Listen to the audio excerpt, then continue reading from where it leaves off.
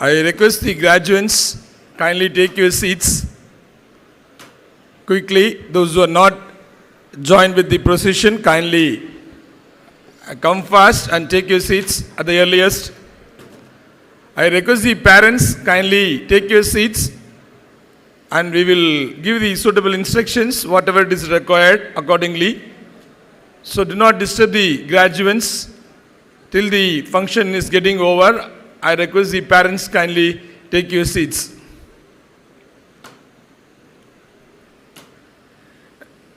Still I am seeing few graduates, they are standing. Kindly take your seats, they have to take the attendance. Based on that only they will be calling on the dais. If you misplaced and if you are sitting somewhere, then do not lose your chance.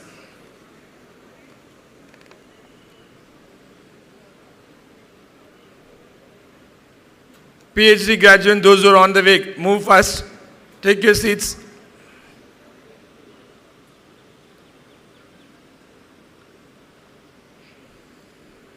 I request the faculty coordinators who are responsible for taking attendance, kindly do the process.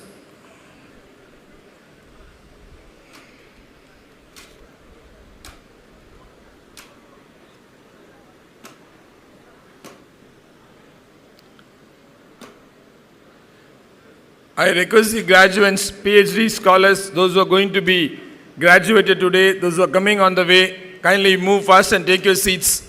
The attendance taking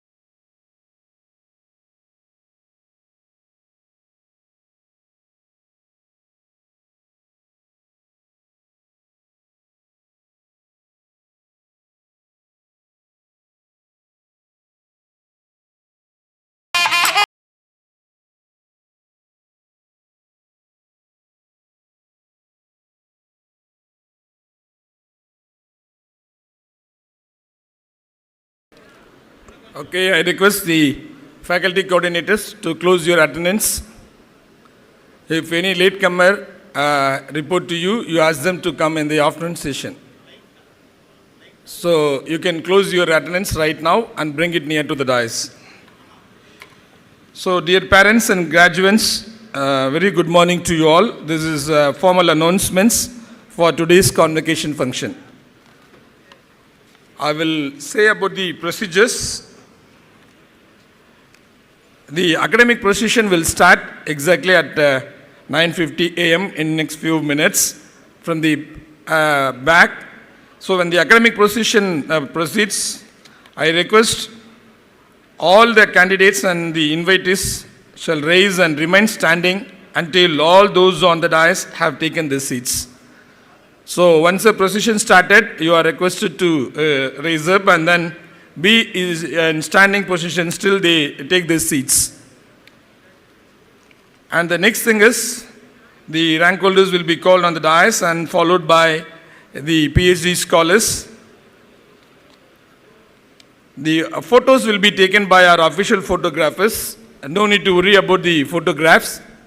Our official photographer, they are taking with a high resolution. Whatever the photographs taken in the morning, it will be uploaded in our website in the evening itself. So individual photograph, you can download it. So no need to worry about the photograph. Even the parents also, you can be cool and you can see the program and you are the proud parents at this moment. So no need to take any risk to take a photograph. So we will be taking the photograph and uploading in our website on time. I request all the participants, the graduates as well as the parents, kindly put your cell phone in the silent mode. So this is a very important function. So you can manage yourself by the way of switch off also or put in a silent mode. Once a function is started, nobody will be permitted to move here and there. So that is a decorum, we have to follow it up. So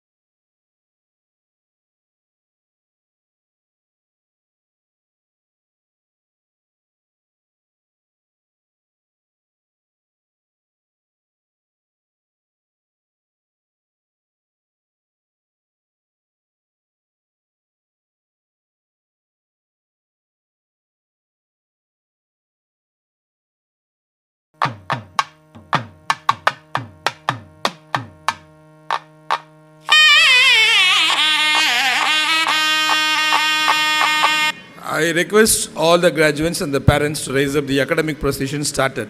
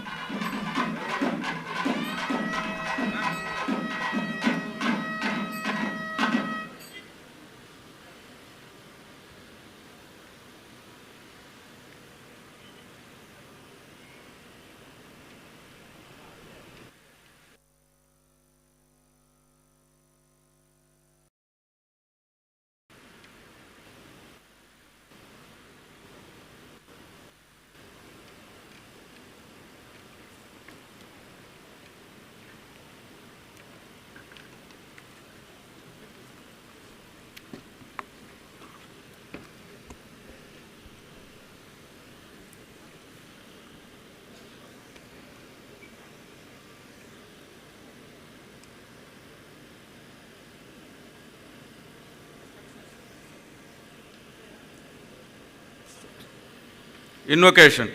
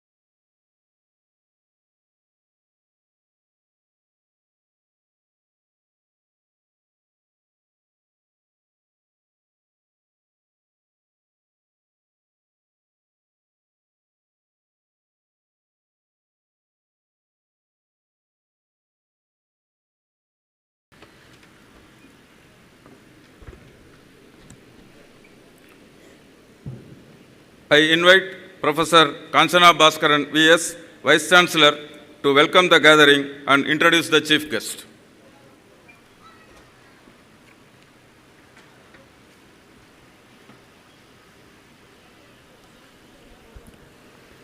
Good morning all. Honorable Dr. G. Viswanathan, Founder and Chancellor, VIT. Guest of Honor T.R. Parasuraman, Chairman, ASSOCHAM Karnataka State Development Council and Senior Executive Advisor, Toyota Industries India Private Limited. Vice Presidents of VIT, Mr. Sankar Viswanathan, Dr. Sekhar Viswanathan,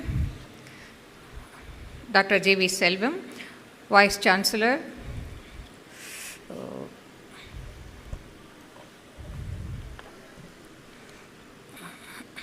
very sorry, Pro Vice Chancellor Dr. Parthasarathi Malik and Dr. Tyagarajan, Registrar T. Jayabharati, esteemed members of the Academic Council and Deans, Directors, Heads of the Departments, Executive Council, Finance Committee, faculty members, non-teaching staff, invited guests, leading lights from the media, graduating students and their proud parents, I join with you all to welcome our guest, our chief guest, Dr.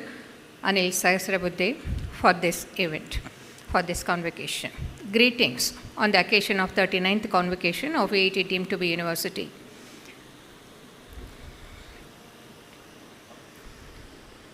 Oh. I will take that.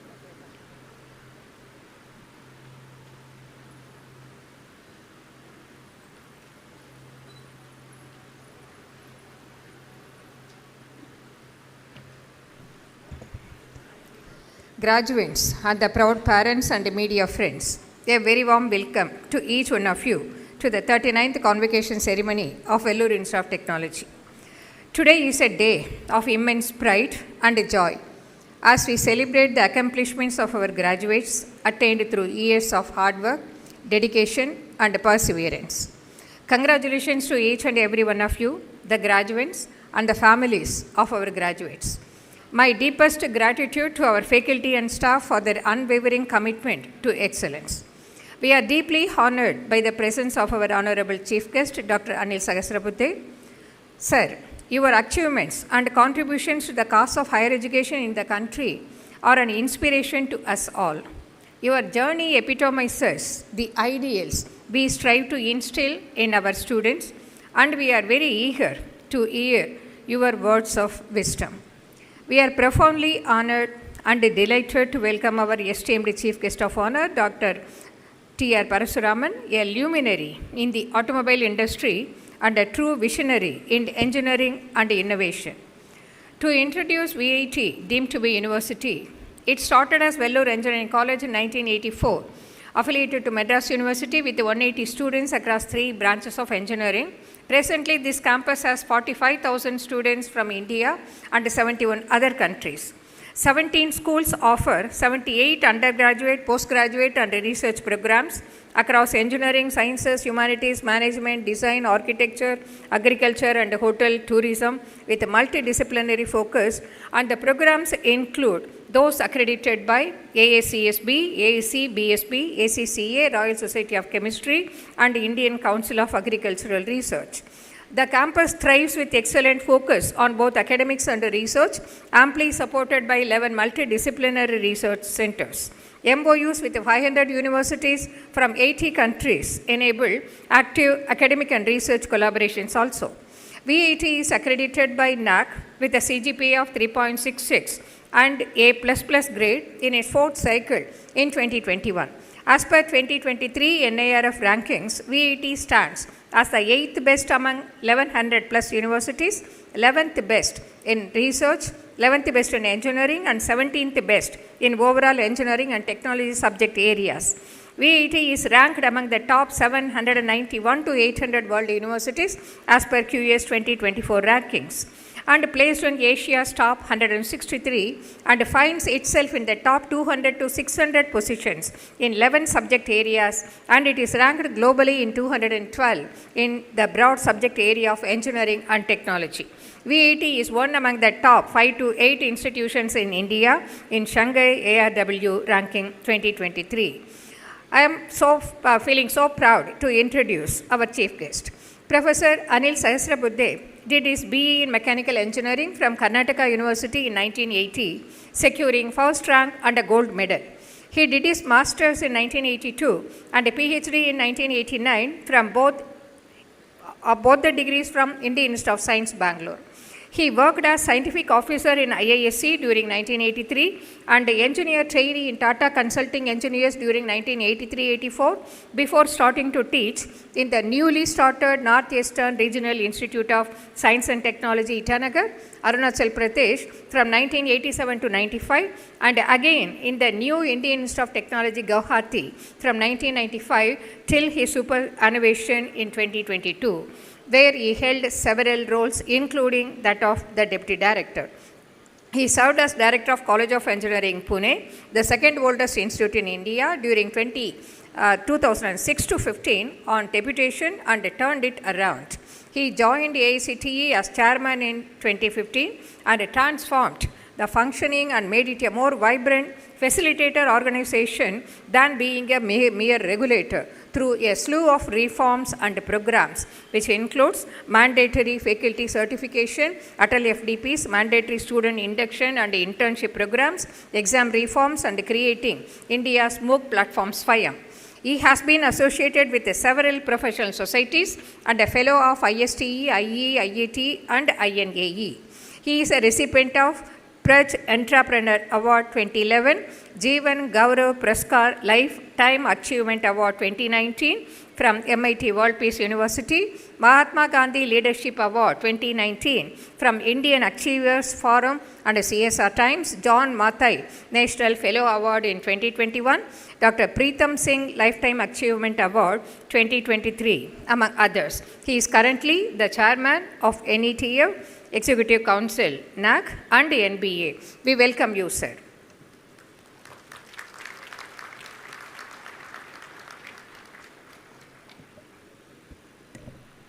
I invite Professor Parsarde Malik, Pro Vice Chancellor, to introduce the guest of honor.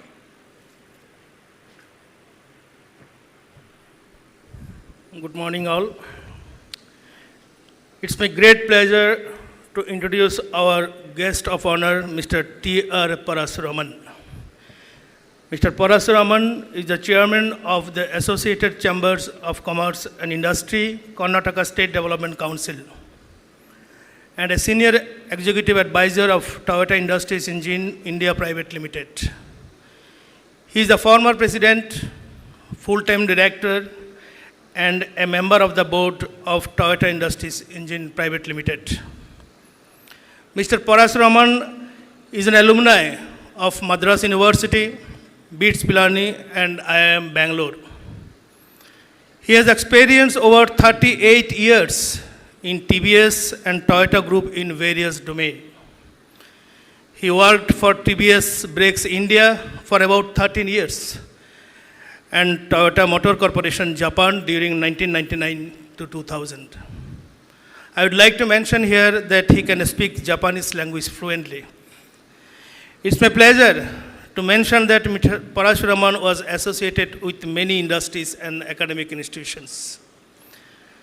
He was the past president of Bangalore Chamber of Industry and Commerce, co-convener of CII Manufacturing Council, Karnataka, member of CII National IR Council, member of Karnataka Manufacturing Task Force, and a member of CII Karnataka State Council. He was past mentor of Human Resource Capital Committee of Bangalore Chamber of Industry and Commerce, past Executive Council member of Bangalore Chamber of Industry and Commerce. Mr. Parashuraman is a member of Apex Committee of NEC, member of Academic Council, and Board of Governor of many educational institutions.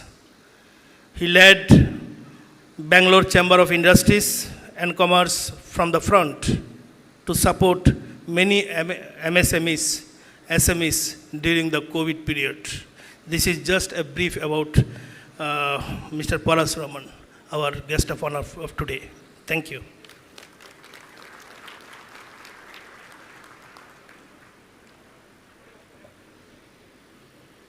I request the Vice Presidents to honor the guests.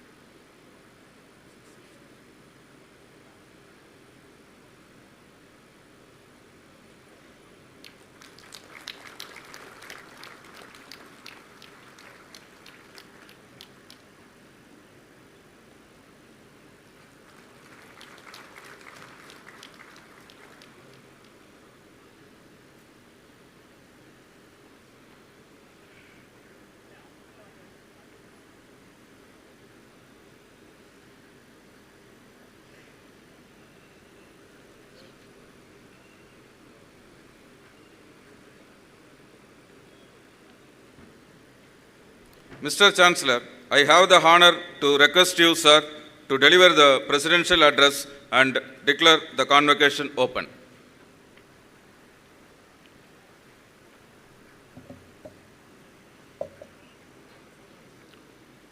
Good morning.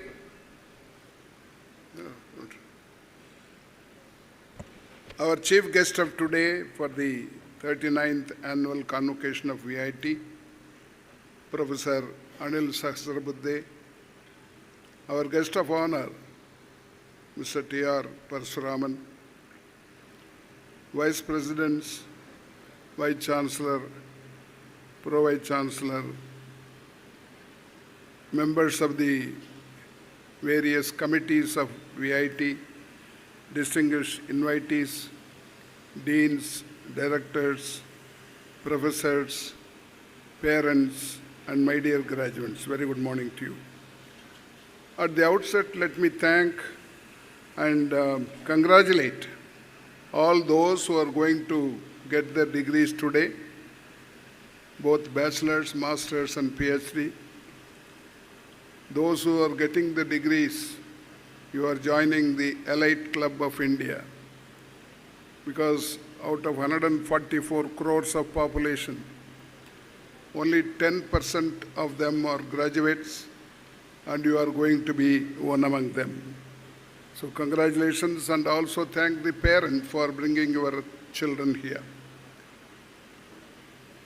Professor Sahasrabuddhe knows us for a long time, and he is our well-wisher. As chairman AITT, then in various capacities, he has been watching the progress of VIT. What started as a small college in the year 1984, 40 years ago, in 2002, when Atal Bihari Vajpayee was the Prime Minister, it became a university. And now we have grown to a big university comparable to other universities in the West.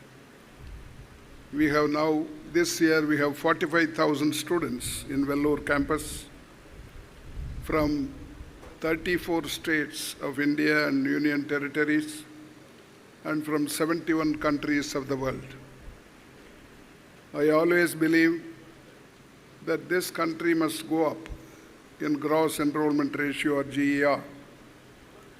The national education policy also talks about taking the GER from 27% to 50%. I think it means that more students should get an opportunity to study, go for higher education, especially the poor class and the middle class, which is not happening. Even though the entire higher education system mostly depends on parents' income, I would very much like the governments, both the union government and the state governments, to encourage poor and middle class students by offering them scholarships. About 60 years ago, a commission was appointed by Government of India called Kothari Commission, which recommended that 6% of the GDP should be spent on education. Now it's 57 or 58 years after the commission recommendation. Only in 1 year, about 10 years ago, we went up to 3.8% of the GDP. Subsequently, it started coming down. It came down to 3%. Last year, it went down to 2.9%. I think after the new budget, it has gone down further. I am not sure of the exact percentage. Our Professor Sahasrabuddhe is very close to the powers that be in Delhi. I request him to influence our ministers, parliamentarians, legislators, etc. Of course, it must be done by all. That importance must be given to education so that this country becomes an advanced country. Our Honorable Prime Minister wants India to be an advanced country by the time we celebrate our centenary, 2047. It's only 23 years left. How can we become an advanced country without becoming an advanced country in education? It's not possible. So we must concentrate, and also we have the advantage of younger population in the country, in the world, compared to big countries, what we call demographic dividend. In order to utilize this demographic dividend, which will not continue for many years, we have to give them higher education as early as possible so that they can also come up, work for the productivity of the country. Once we give higher education, productivity will go up, per capita income will go up, the quality of democracy will increase, the inequality, economic inequality is very much in this country can come down. These are the possibilities of giving higher education. And it is time now that we should concentrate on education. That's what I strongly believe. Quantity with quality, that's our aim. You must admit more students, not like government universities where they admit 100, 1,000, 2,000 students. Beyond that, they don't admit. Not that they don't want to do, but there is no budget for them. There is one government university which is 22 years old, whose student strength is 680. That is happening in this country all over the world, in all the states. That should change, that attitude should change. Government should encourage more institutions and more admission into institutions. Our regulator, even though the government says that we should go up in gross enrollment ratio, that is, more students should be admitted. Our regulatory bodies do not like it. They would like to have close control over them, and if you admit more, you will be punished. That's the kind of country we have. And of course, our chief guest knows all the details. He has been on both sides. He was in the private sector, government sector, and he studied in the government, in a private institution, etc. And I always strongly believe that we are capable of competing with the advanced countries, because we have already grown. In the total GDP, we are number 5 in the world. It's almost nearing $4 trillion. But when it comes to per capita, we are happy that we have overtaken France and UK in the last 2-3 years. But when it comes to per capita income, it is $2,700. Its ranking is 136 in the world. So we have to move up. And Human Development Index, where it takes into consideration education, age, etc., our ranking is 134 out of 193 countries. So these are the indicators that tells us that we have to work hard, allot more funding for education, allow more children to go. We should compel our children to go up. That's what we are doing in this district. I would like to inform our chief guest and guest of honor that we are doing this at a small level, as a district level. There are more than 800 districts in this country, and this is the only district, Vellore, where there is a movement. It's called, in Tamil we say, Anaivarukkum Uyar Kalvi. In English we say Universal Higher Education Trust. And try to persuade everybody, boys and girls, not to stop with class 10 or 12 and ask them to go for higher education, whatever they like or whatever they get. So far, in the last 10 years, we have given 8,600 scholarships from this fund. And I would like to thank our teachers and staff of VIT for contributing almost 50% of this total amount. They contribute to 1 day's salary in a year. Of course, on my birthday, I transfer it to the trust, which educates poor children. There, our teachers are model to the entire country. I would like to congratulate all of them and the staff for contribution. And this should happen. Either the government should do it or the people should do it. Without waiting for the governments, we have started doing our own in our district, and this should catch up. I want all the students. We have, according to 2011 census, we have 14 crore children in this country between the age of 18 and 23, which means they are eligible for higher education. We have around 1,200 universities and 55,000 colleges, but all of them put together, we accommodate only 4 crores of children.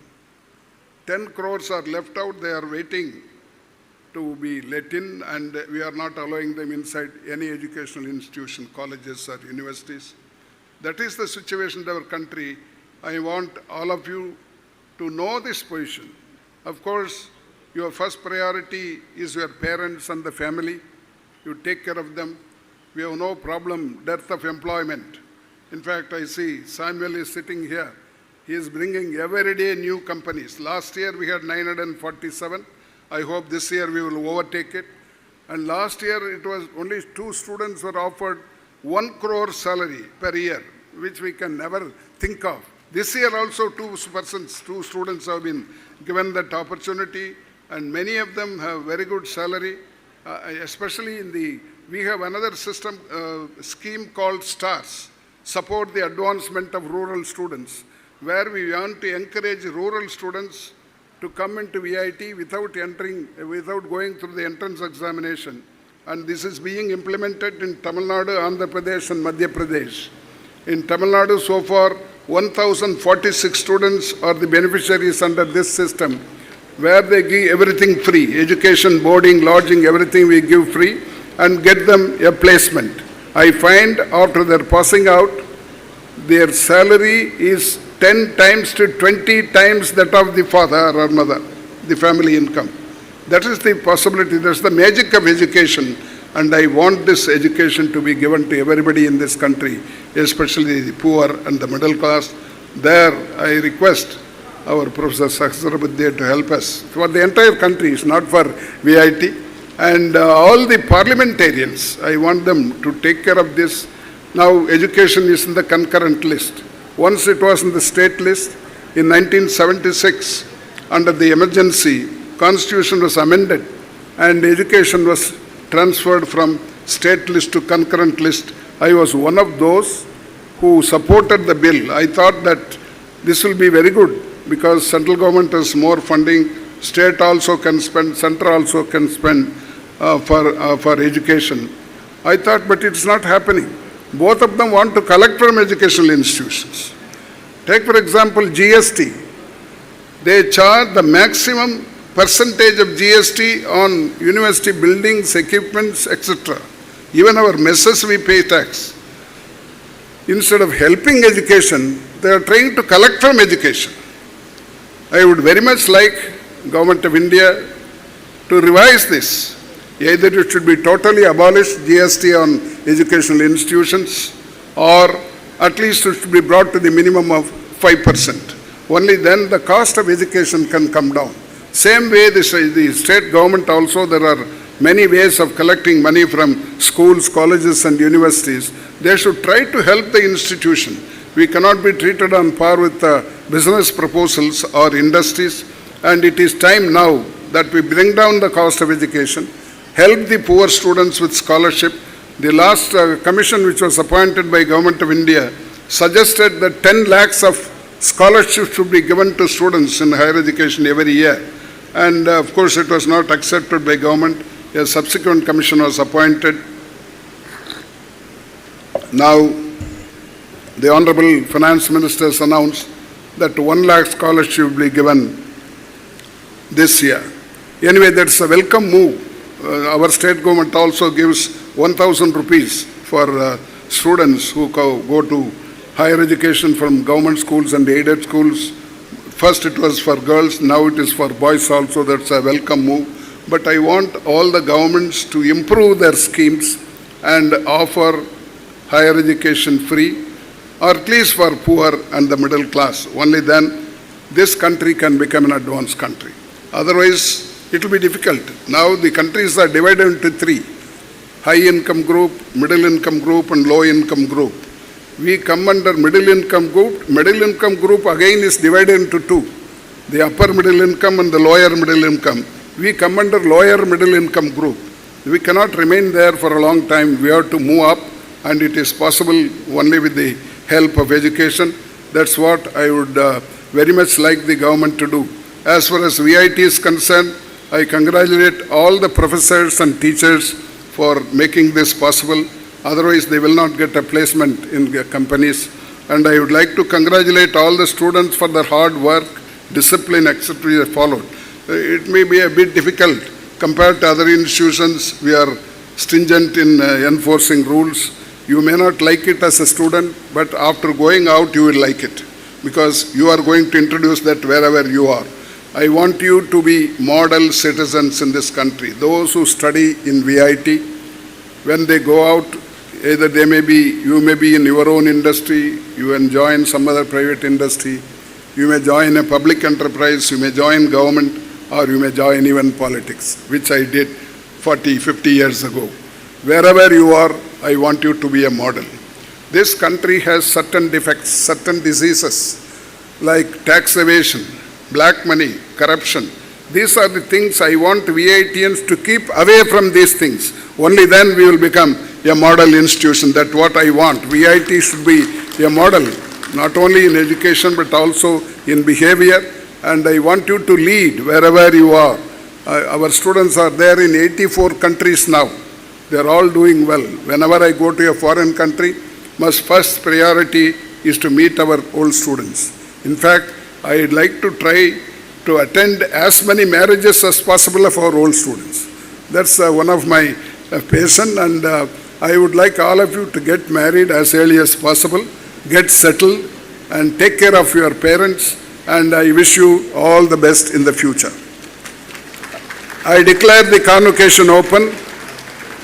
This convocation of Vellore Institute of Technology, Vellore, has been called to confer PhD, PhD integrated, M.Tech by research, MBA, MCA, MSc, MSc integrated, M.Tech, M.Tech integrated, MDes, BOrc, BTech, BDes, BBA, BA, BCA, BCom, BSc and BSc Honours, Agriculture, degrees awarded by the Institute of Graduates who have successfully passed the examination held for the purpose and have been certified to be worthy of the same.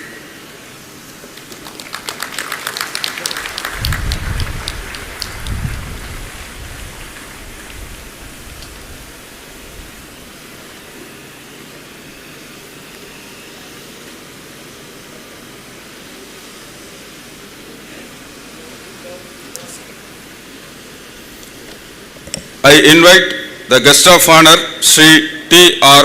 Parasuraman, Chairman, Associate, Karnataka State Development Council and Senior Executive Advisor, Toyota Industries Engine Limited, to deliver his address.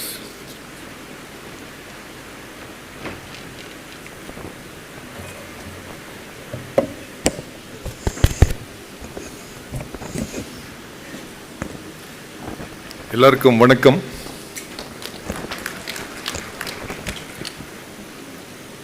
Honorable Chancellor,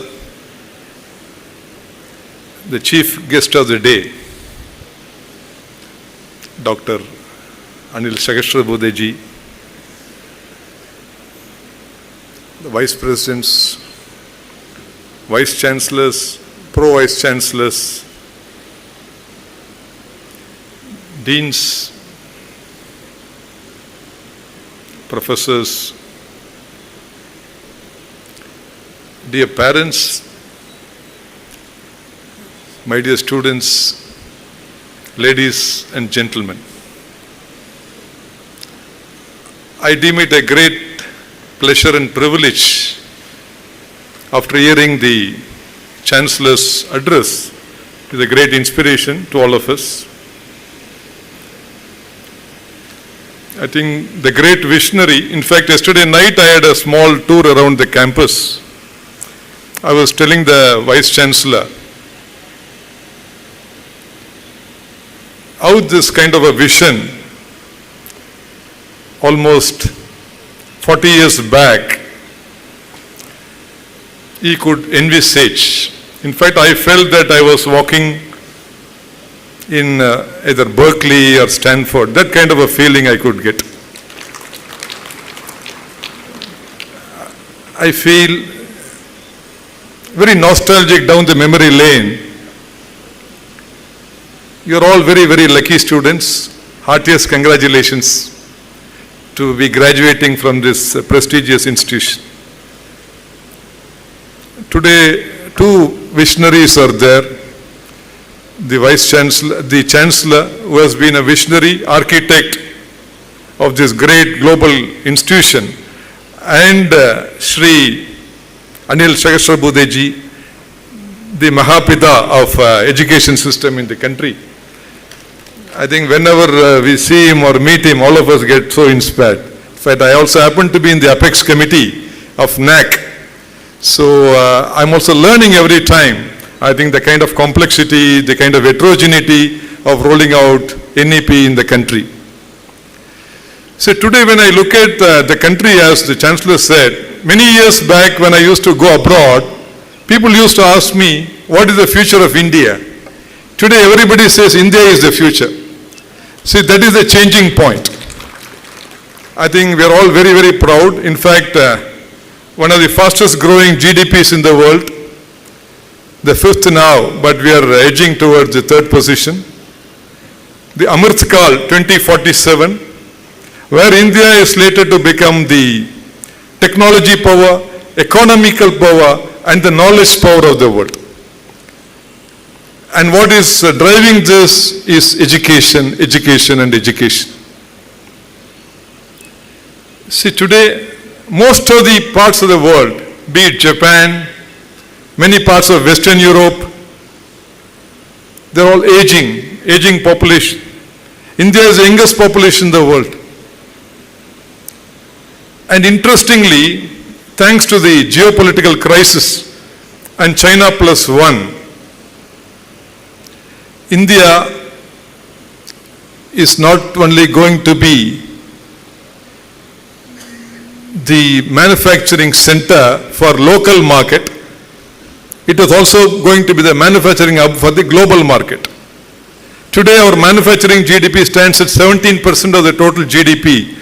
This number, we see it ballooning to 29-30% the next decade.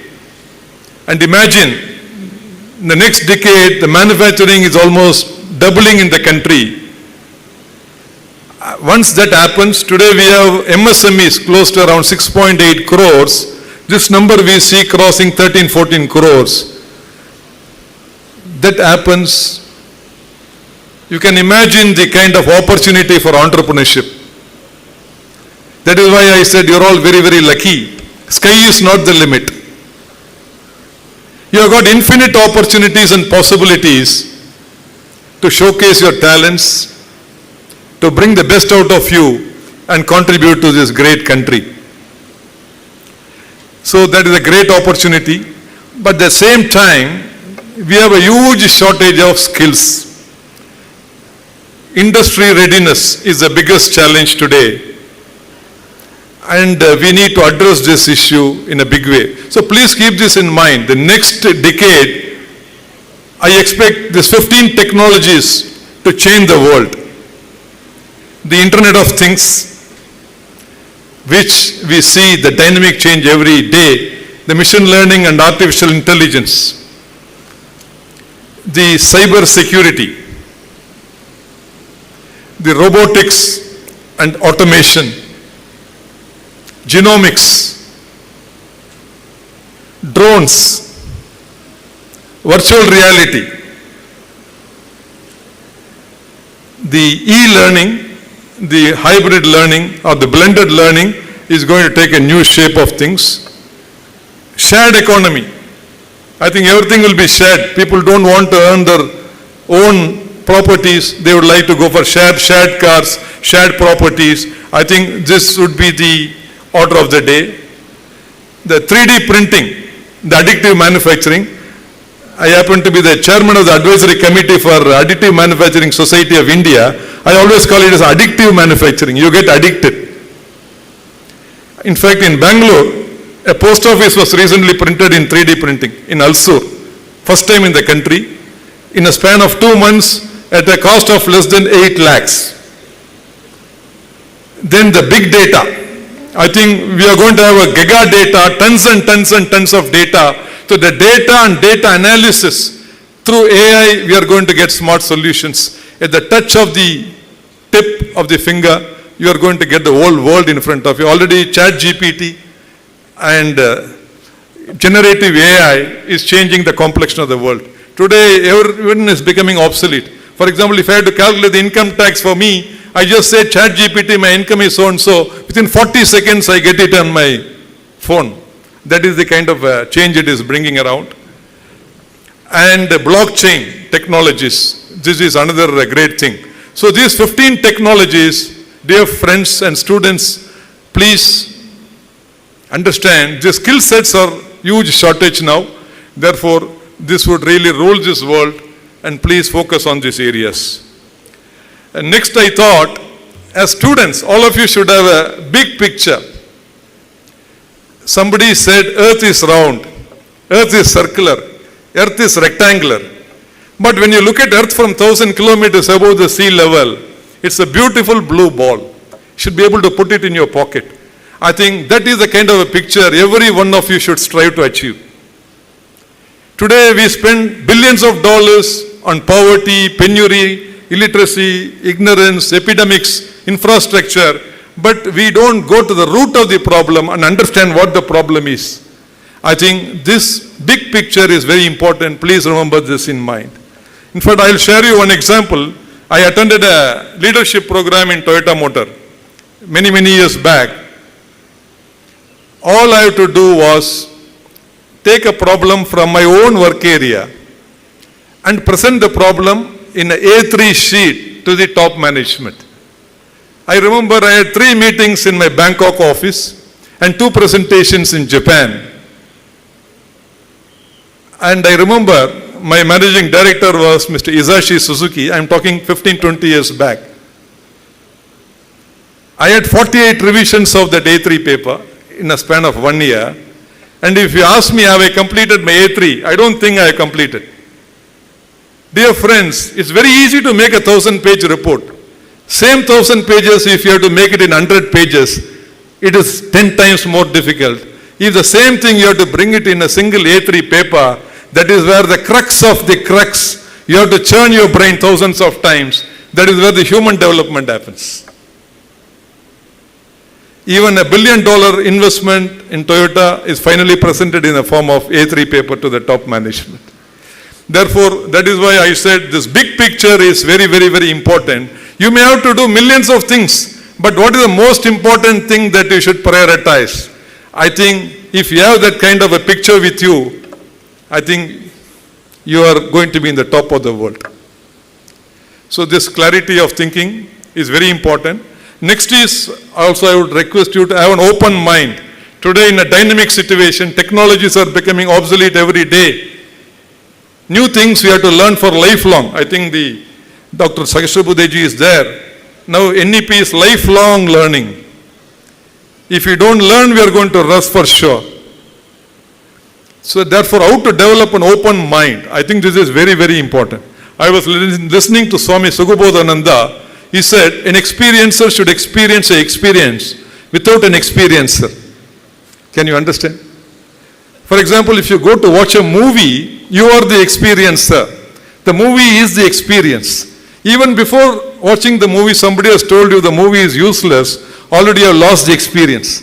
The mind is already corrupted. Therefore, if you have an open mind, the knowledge will flow.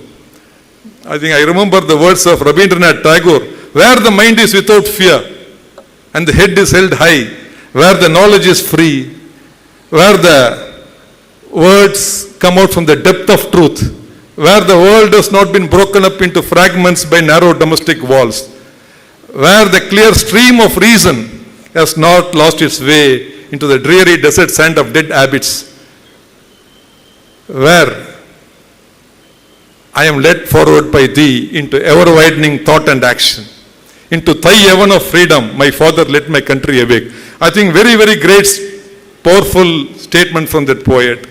Therefore, open mind is very, very, very, very important. Please don't get polluted. I think once you have an open mind, knowledge will start flowing. And another thing, I was listening to Mr. Watanabe, the former president of Toyota Motor, in one of the QC circle events in Japan. He said, a great leader should practice 5 works. Still, always it inspires me. The first work, he said, footwork. Footwork is not cricket. Footwork is going to the point of action where the problem happens and understanding the problem using all the 5 senses, not seeing, observing. You can observe millions of things, while seeing you can be physically present and mentally absent. Hearing, something is abnormal today, the bearing is rattling, some sound is coming. Touching, today the surface finish is bad, the tool is rattling. Smelling, Monday morning sickness smell. Many of you will know the bacterial contamination, the coolant is not changed. And tasting, we use it in our food industry. It is tasted before it is served to our employees. Using all the 5 senses and the 6th sense, common sense, mostly uncommon. Understanding the problem at source. I think, Epporul yar vai ketpinum, apporul meipporul kanbade arivu. The great poet has said. Therefore, please always go to the root of the problem. That is the first work he talked about, footwork. Second was teamwork. How much ever you try to do individual excellence, if you are not able to work in teams, it is like a flower without fragrance. 1 + 1 should be always greater than 2 or 3. This is my learning in Japan. I spent a lot of time in Japanese management, Japanese culture, in my maybe hundreds of visits, but every time it was a learning for me. Teamwork. We always used to discuss for 4 or 5 hours in the meetings in Japan. Once you all come out of the meeting room, the action goes like a bullet. 80% of the time is on the planning, 20% of the time is in execution. Many times we say 1 plus 1 is minus 1. We waste our energy in pulling each other. Therefore, I think the constructive teamwork is the greatest thing that all of us should learn. Third is head work. We have to do thousands of things. I talked about the big picture. Please, what is number one I should focus today? That big picture, that clarity is very, very important. God has given us 2 hands, 2 legs and a very small brain. The best of the brains in the world, Dr. Albert Einstein, people said, the father of E is equal to MC square. He used 2% of his brain, then where are we? In fact, I was sitting in one of the world conferences in Japan, Society for Technology Forum, Society and Technology Forum, where the topic of discussion was substitution of human brain. In my team, there were around 5 or 6 Nobel laureates. I was very fortunate to be a part of the team. We discussed for 3 hours. Finally, the answer was all from Berkeley, Stanford, Cambridge, top doctorates. We cannot even go 0.0001% of human brain. It has infinite potential. We have not even realized how far it can go. Therefore, please understand how you can utilize it. And the other last work is hard work. No pains, no gains. Somebody may say that people have come up by fluke. Please don't believe that. If you go 10 steps, you'll fall 20 steps down. There's no equivalent to hard work, perspiration, which you cannot see. Abdul Kalam ji said, if you have to shine like a sun, you have to burn like a sun. I think it's a very powerful statement. We see what the sun is shining, but how much of it is burning. So remember these 5 works once again. I recollect: footwork, teamwork, head work, hard work, and network. Please remember, network is very, very powerful. Please go to the next village, next district, next state, next country. Learn from others. I always talk about Johari window. The first quadrant says, I know that I know. That is self-confidence. Second quadrant, I know that I don't know. That is latent talent. Third quadrant, I don't know that, second quadrant, I know that I don't know, that is humility. Third quadrant is, I don't know that I know. That is latent talent. And fourth quadrant is, I don't know that I don't know, that is ignorance. Dear friends, please understand, 95% of the time we are sailing in ignorance. We think that we know. The fact is, we don't know that we don't know. That is the worst thing to happen. Therefore, open the window, the whole world is in front of us. In fact, in one of my academic programs in Japan, the Executive Development Program, the training center was in the midst of Pacific Ocean, Asu Academy, where the founder has written, Sakiji Toyoda, a huge window opening the Pacific Ocean. Please open the window, the whole world is in front of you. That's a very powerful statement from the founder, Sakiji Toyoda. He saw his mother struggling to make the yarn. He invented the automatic loom. The rest is history. He took his son, Mr. Kichiro, to United States. He saw the huge industrial revolution and automobile world in US. Then he came back and started the Toyota Motor Corporation. So these are the 5 works. And the last work I added, homework. Please reflect what went well today and how I can improve it tomorrow. I think this is very, very important. So you have to rotate the PDCA. Please, plan, do, check, act. Jovially I say, please do not change anything. So please rotate the PDCA. Every time you rotate, the development happens. And finally, I for perfection. I think we are always comfortable in Chalta attitude. 70% I am fine. Please, there is no equivalent to 100%. I always tell this example, a patient goes to a doctor whose success rate is 99%. He is very happy, but he sees a green light 99. He asks the nurse what it is. The nurse says, today 99 people are successfully operated and you are the 100th person. Immediately he jumps out of the operation theater. So we can be the 100th person. Therefore, always perfection is always 100%. Quality is always 100%. There is nothing called 99%. In fact, people ask Steve Jobs, the greatest inventor of all times. See, we don't see you talking to the customer. How did you invent this great product, iPad? Steve Jobs said, normally an organization thinks 2 levels above what a customer wants. But we go to 5 or 6 steps above a customer delight. I think once you go to that sky, I think excellence happens. Breakthrough happens. Invariably, he calls it as epiphany. Epiphany is cloud busting of ideas. I think in that kind of a world of innovation, creativity, it's a new world where there is no competitor for you. In fact, I was so happy when I was talking to the Vice Chancellor today in the morning in the breakfast. He said, my dream was, I asked him, how did you create this great institution? 40 years back, he said, my target was VIT should become IIT, and IIT next is MIT. I think according to me, I think there is no limit for this university, because that's the kind of great atmosphere and passion I could see in the leadership. I think, so please remember, there is no substitution for perfection. You have to continuously strive hard and hard and hard, and learn from the failures. Every failure is a stepping stone to success. Please remember this point. And finally, please don't forget, the attitude is very, very important. I always said attitude, knowledge and skill. These are the 3 steps of building human development. So don't forget your parents. Mata, Pita, Guru, Daivam. I think they all shed their blood to make you graduates. So much of hard work, visible and invisible. I think it's very, very important to handhold them and worship them every day, wherever you are, whichever part of the world you are. And please remember this point. Finally, you be the change agent. Don't blame your parents or teachers or peers or society for your success or failure. Please take that responsibility. You be the change agent. You create the change.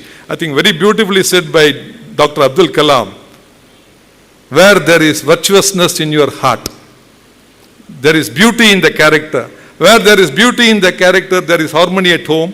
Where there is harmony at home, there is order in the nation. Where there is order in the nation, there is peace in the world. So with these words, thank you very much. My great prayers to all of you, wishing you the best of the citizens, with a small Tamil proverb which I am very fond of. Punjalgal mudiyattum, pundu kunam mudangattum, puttanbu vilayattum, punnagai malar viriyattum, அன்றே வாழ்வு பூரணமாய் முடி எட்டும் என்று என் உரைக்கு முறைப்படி திரையிட்டு உங்களிடமிருந்து விடைபெறுகிறேன். நன்றி, வணக்கம். God bless.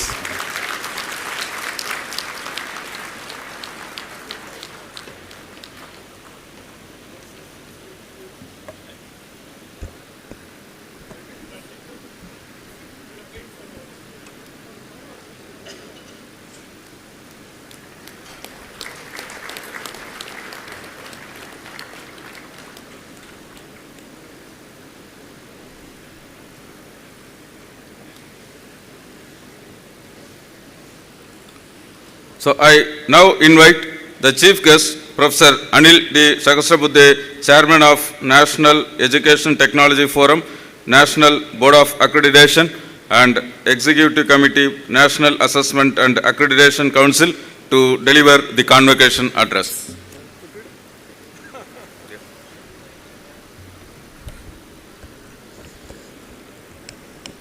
Vanakkam, Namaskar, good morning to all of you. Honorable Dr. G. Vishwanathan, Founder and Chancellor of VIT, Guest of Honor Sri T.R. Parasuraman, Chairman Asocham, Karnataka State Development Council, Senior Executive Advisor of Toyota Industries, Engine India Private Limited, Vice Presidents of VIT, Mr. Sankar Vishwanathan, Dr. Shekhar Vishwanathan, and Dr. G.V. Selvan, Vice Chancellor Dr. V.S. Kanchana Bhaskaran, Pro Vice Chancellors Dr. Parthasarthi Malik and Dr. T. Tyagarajan, Registrar Jai Bharati, esteemed members of the Executive Council, Academic Council, Deans, Directors, Heads of the Department, Faculty members, non-teaching staff, graduating students and their parents. At the outset, I would like to congratulate all the students who are graduating from VIT Vellore campus more than 8,500 of them who are going to get degree today in this 39th convocation. My congratulations to all of you. You have achieved what your parents wanted to do, what your teachers wanted to do.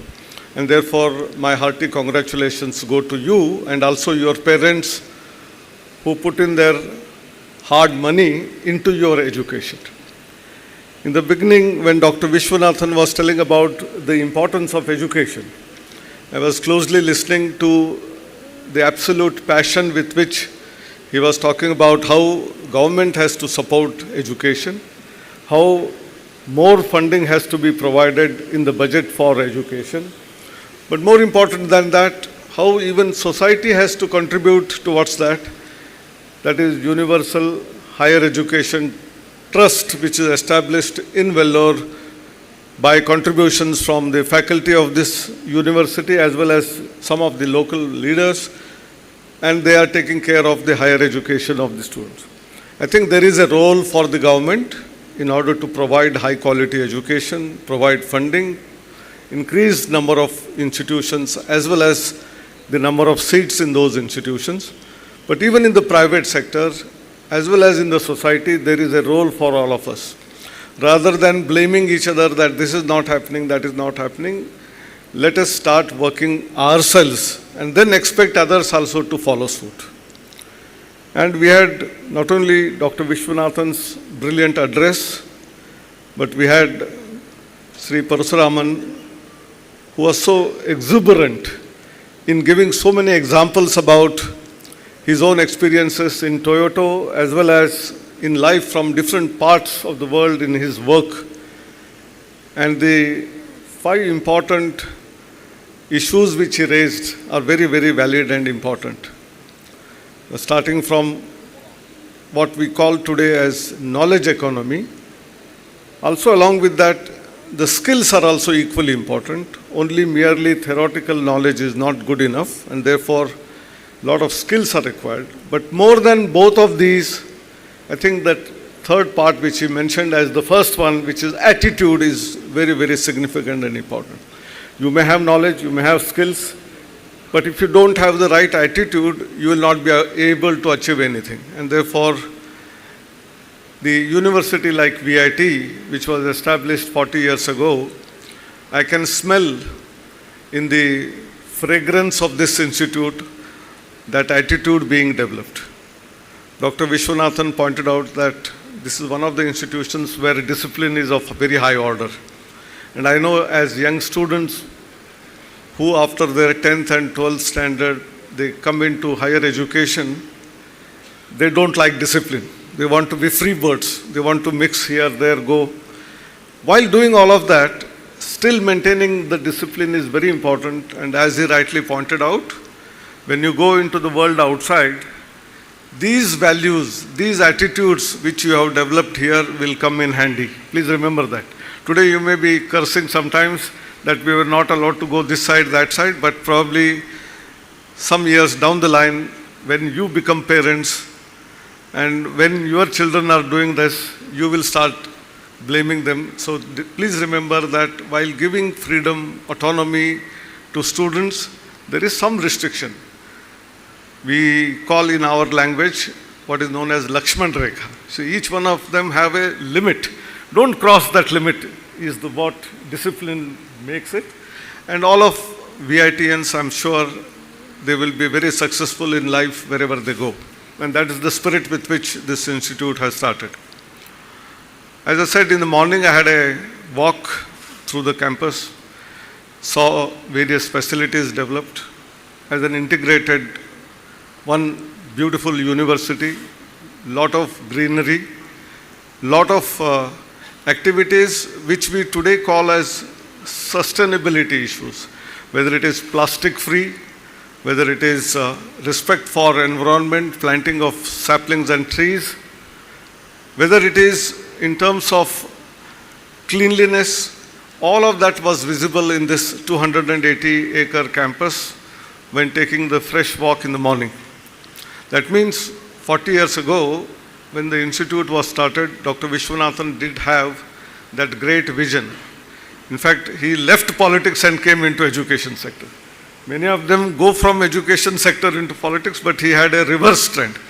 And that is what is very, very important, that he wanted to develop an institute which has a great vision, and not just within Tamil Nadu, but all over the country. And that's why expanding from the Vellore campus to Chennai, from Chennai to Amravati and Bhopal, the wings are growing actually. So I think students of this institute must be very proud that they are part of this great institute with 45,000 students studying here.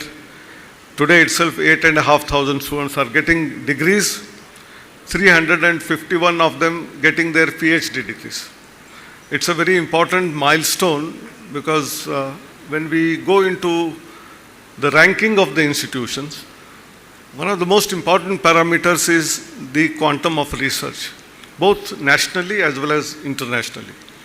And therefore, how many research publications, how many patents are filed, how many products are productized or developed into startups, all of these activities become very relevant and important. And I'm very happy that 351 is a very large number of students who are graduating with PhD degrees today.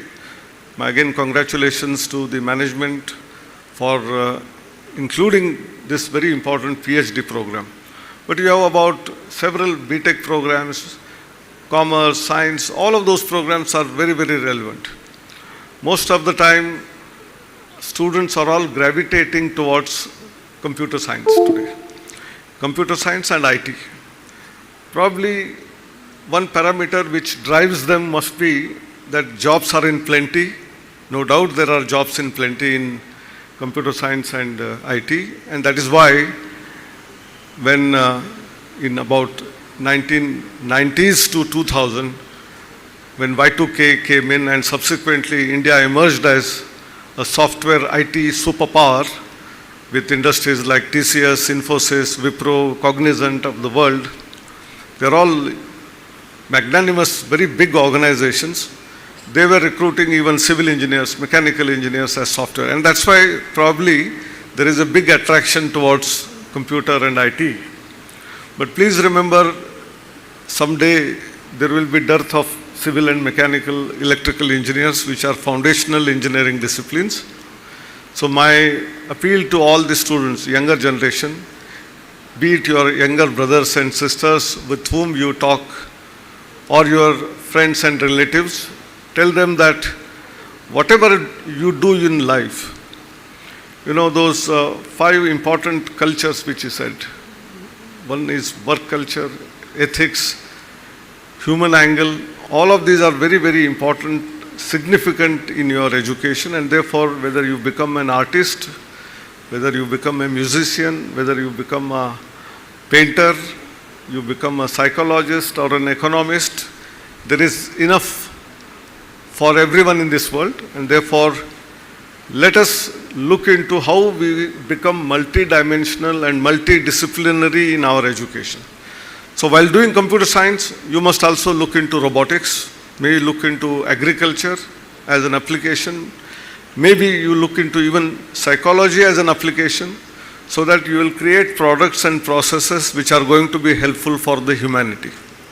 Similarly, a student of mechanical or electrical engineering or BCom need not think that he did not get an admission in computer science, but he can take as a minor in computer science, maybe minor in artificial intelligence, Internet of Things, and then improve the employability of oneself in the world outside. So I think both possibilities exist. So my only advice to all of you who are graduating today, keep your eyes and ears open, all the 5 senses rather. Look around, be a critical thinker, do analyze whatever things are happening around the world, and then look into the area in which you are interested and try to excel into that. The institution has a focus that today maybe it is one of the top institutions in India, certainly the best in Tamil Nadu, but how we can become globally competitive, globally excellent institution. In the same way, each one of you must have that vision after you graduate from this institute and go out, that whatever profession you get into, maybe administrative service, it may be teaching profession, it may be employee of an industry, or you can create your own startup. How do I do better than what I was doing yesterday? I think every day is a learning, and if you become lifelong learner, constant learner, I think there is no dearth for opportunity that exists worldwide. And more so in this country. As pointed out by Dr. Parasuraman, he said that future is India. That is what is recognized by the world across, that everyone is looking at what India is doing, what India is excelling in, and that is what everyone is looking at. Look at our UPI. Nowhere in the world you can go without a purse in your pocket and still will be able to make payments for anything that you buy through an ordinary mobile phone. I think this is not existing anywhere in the world, but we created that. We have a unique ID called Aadhaar, created for all citizens of the world. 1.4 billion. It's not a matter of joke. We are already, as said by everyone, 5th largest economy, inching towards the 3rd largest economy. But who is going to make this happen? It is the graduates from institutions like VIT who are going to create startups. Please remember, in 2014, we had not even 400 startups in India. Today, we have crossed 1,15,000 recognized, registered startups in India. If you calculate by percentage-wise, probably you cannot do the percentage. Where is 400 and where is 1,15,000? And some of them have turned out to be unicorns. I want that the students from VIT, although 2 of them have got a package of 1 crore plus, can they become, rather than becoming an employee of an organization which is paying 1 crore, become an entrepreneur and start earning 10 crore a month on one side and create 100 jobs so that other students who are not so educated will also get opportunities in getting their jobs and economy improved. That is what also some of you should be able to think about.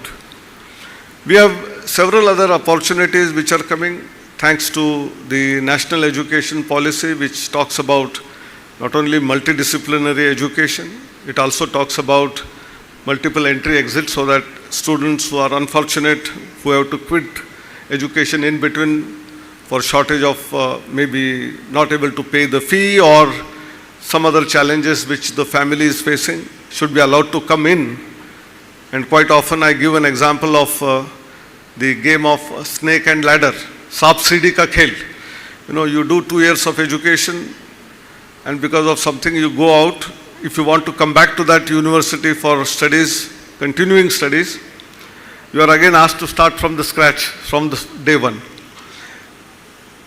How we can avoid that and keep the credits earned earlier intact? We have created a unique ID for all students called APAR ID. APAR stands for Automatic Permanent Academic Account Registry. And in most of the Indian languages, APAR stands for innumerable. So this APAR ID has innumerable possibilities and opportunities. You can register on APAR, and then you will get an account called as Academic Bank of Credits account. It is an ABC account. And again, I often refer to our 2 Indian goddesses. One is Lakshmi. We are all wanting, after education, which is Saraswati, we want Lakshmi, a lot of earning money. Our banks, like the cooperative banks or the State Bank of India or any other bank, there you deposit money and then draw whenever you require through an ATM card. So that is a Lakshmi account. And the Academic Bank of Credits with your APAR ID as the account number is the Saraswati account. All the learning that you do from your university in the formal education or informal education, be it in terms of achievements in sports, cultural activities, NSS, whatever you do, including some of the competitions which are held nationally, internationally, you all know Baha competition, you all know about Robocon competition. Whatever you have achieved in any one of these can be converted into credits and deposited in your account as academic bank of credits. You can also take credits from our own indigenously developed Swayam platform where there are more than about 13,000 courses. You deposit those credits earned. If the university is permitting them to be creditized, like drawing it from the ATM card and become part of the transcript of the university, well and good. But even if it is not permitted and you have to do the full curriculum from your own university, this all learning is going to be an additional learning which will be as additional learning for your employability, for your higher studies, for anything that you do in the future. This will also come in handy. And therefore, this academic bank of credits and APAR ID is very significant.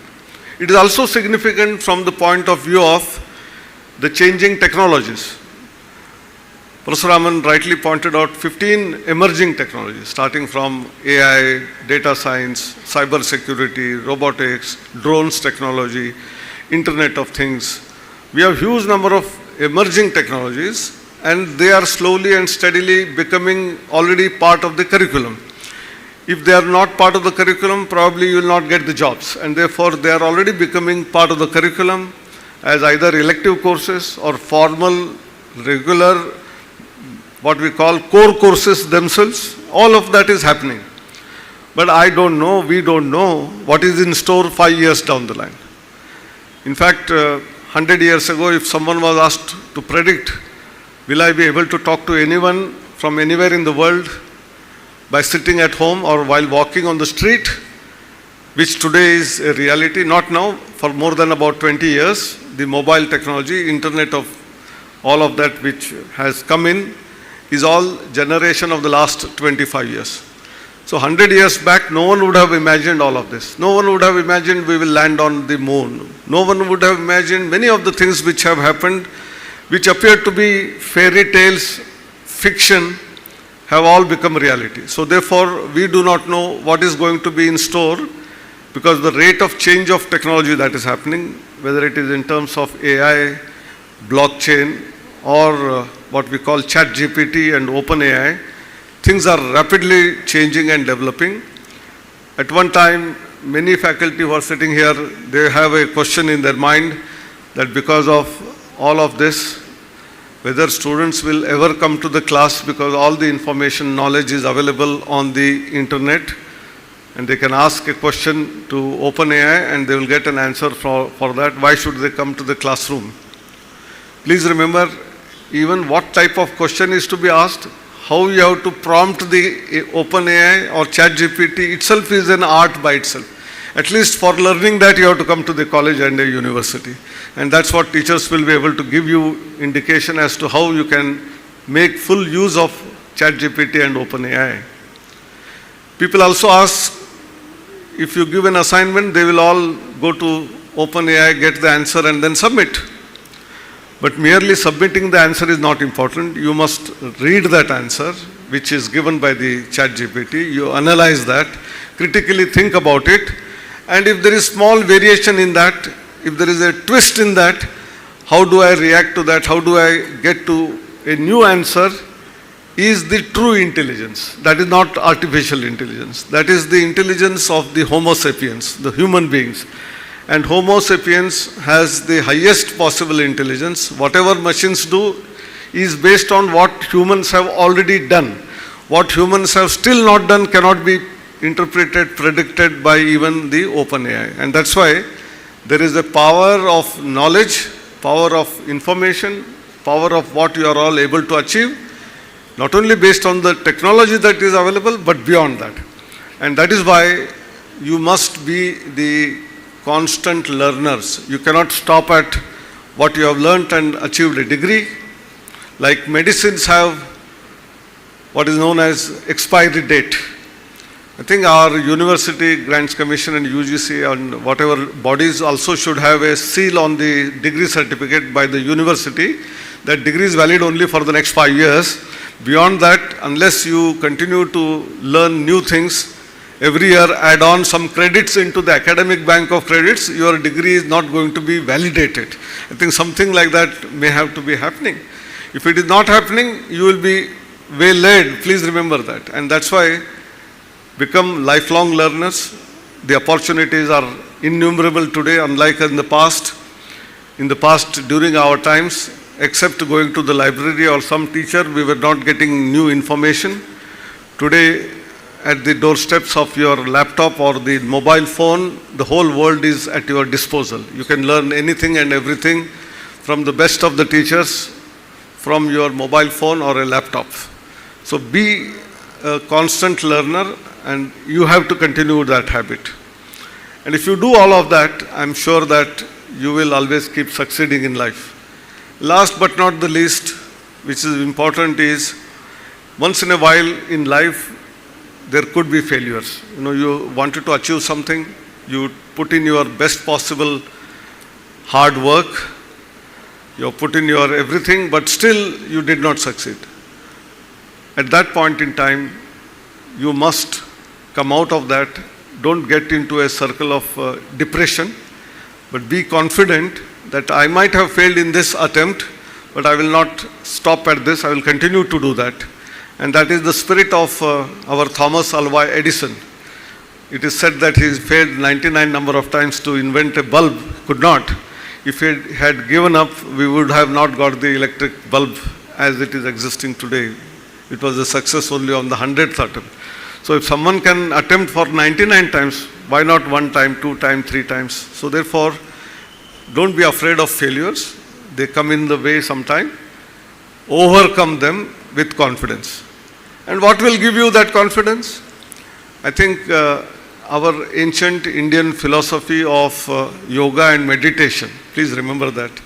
If you concentrate, you will be able to think very clearly, and the mind will also be very peaceful. A peaceful mind only will be able to deliver what is required. And therefore, all of you must remember that meditation is one of the powerful medicines for not only good health, but also for better living. And that's what is to be practiced by all of you. I hope you had enough opportunities in the educational institution to do all of that. Last but not the least, which I often say, that this university is the one which has given you everything. Your alma mater is what is to be remembered forever. Today you are graduating, you will go out in different fields, but whenever an opportunity comes, although it is slightly distant, no direct airport is there, therefore you have to come to Chennai or Bangalore and then travel by road, but make it a practice that whenever possible you come here. And university will not accept expect rather only money from you. Sometimes alumni assume that the university is calling us for reunions only for asking for donations. But those who have become millionaires and billionaires should certainly donate to create further important research facilities in the institution, provide scholarships to other students who are coming now who have no wherewithal to pay the fees. Those who can afford, they should certainly do that as well. But more important, can you come here and deliver a lecture about state of the art of technology? What is the outside world looking at? How demographic dividend is improving our nation's life standard? Wherever you are from the globe, if you come back and say about the cultures of those countries and give a lot of knowledge to your younger brothers and sisters who are studying, that is also a contribution. So I think that is what is very, very important as alumni of this institution. And along with the umbilical relations with the university where you have graduated, your parents, father and mother, are very, very important. Matru Devo Bhava, Pitru Devo Bhava is what we say. So please remember that as well. And lastly, the cultural, civilizational ethos of India, the richest languages of India, diversity of India, all of that should be embedded in you, and you should be all sensitized to that. And the spirit of our culture, our entire evolution that has happened for thousands of years, no other civilization can claim as rich as that of our civilization. And the spirit of what we call Vasudhaiva Kutumbakam, the whole world is one family. Sarve Janaha Sakhuno Bhavantu means let us make the whole humanity happy. And when we say humanity, it is not just human beings, all animals, all plants, all mountains, rivers, which today, in the name of sustainability and sustainable development goals, United Nations has created. But we are following that for thousands of years. So please be proud of our rich heritage. Whatever United Nations is asking the whole world to follow today is the ancient tradition of India. Please be proud of that. With these few words, once again, I wish all the students all the very best in whatever endeavors you undertake, and be good citizens for not only our country but the whole world at large. Thank you very much. Namaskar. Jai Hind.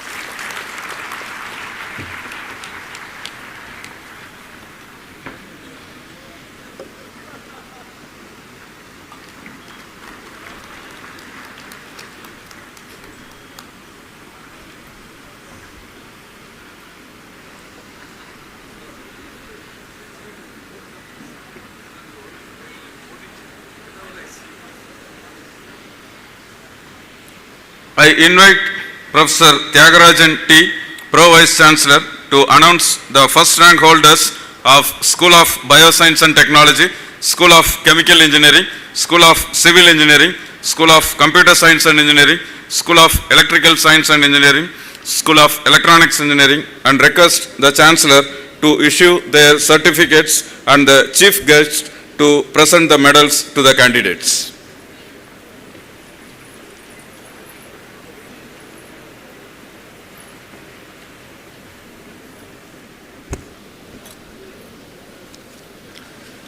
Honorable Chancellor, sir, esteemed dignitaries, distinguished invitees and young graduates, it's a unique privilege and honor to announce the rank holders and gold medalists.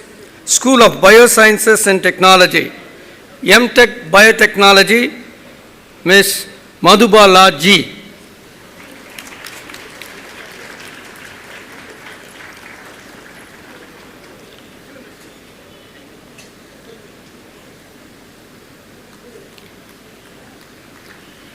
MSc Applied Microbiology, Adira PA.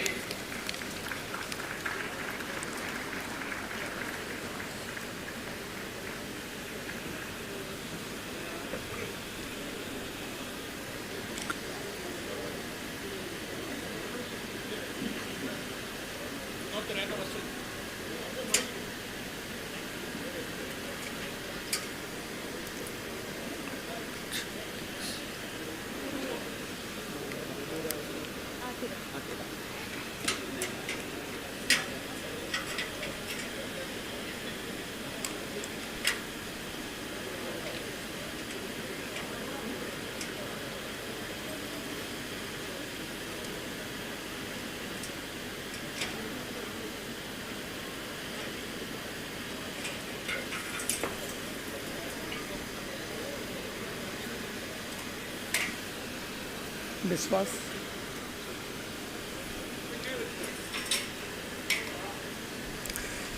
MSc Applied Microbiology, Adira.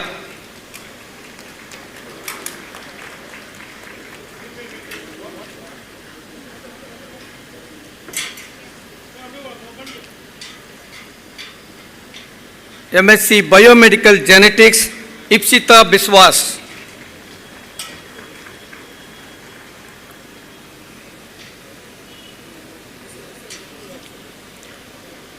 MSc Biotechnology, Rajalakshmi Panda. MSc Biotechnology, 5 years integrated, Nandini. B.Tech Biotechnology, Shalini S. School of Chemical Engineering, B.Tech Chemical Engineering, Ms. Manali Mahendra Barve.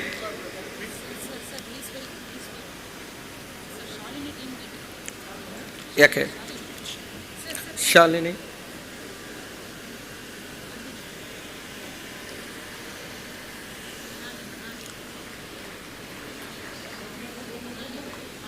Manali. Okay. BTech Chemical Engineering, Miss Manali Makendra.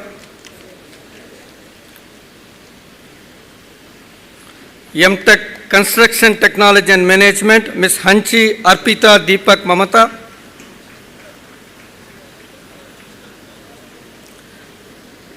MTech Structural Engineering, Krishna Priya VS.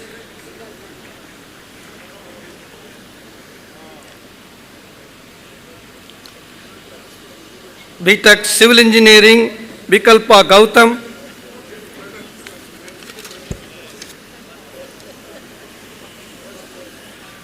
School of Computer Science and Engineering, MTech Computer Science and Engineering, Mr. Patel Rushi Dimesh Kumar.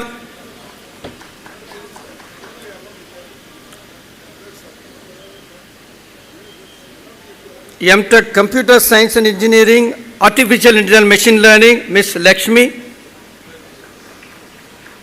MTech Computer Science and Engineering, Big Data Analytics, Mr. Gandhi Nil Kumar.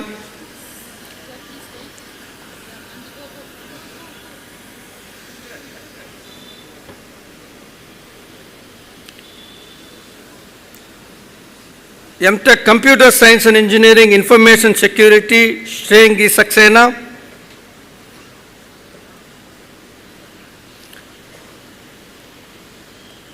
MTech Integrated Computer Science and Engineering in collaboration is Varchusa, Mr. Ritvi.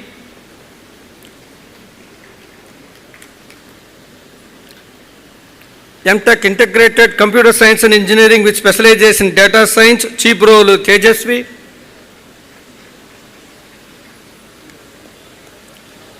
BTech Computer Science and Engineering, Elena Parajuli.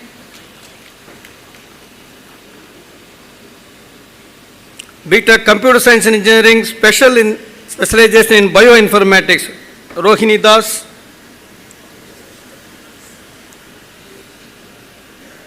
BTech Computer Science and Engineering and Business Systems, Shristri Charusya.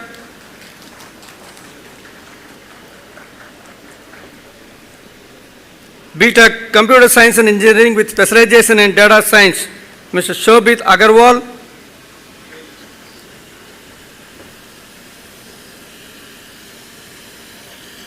BTech Computer Science and Engineering with specialization in Information Security, Manasa Sahu.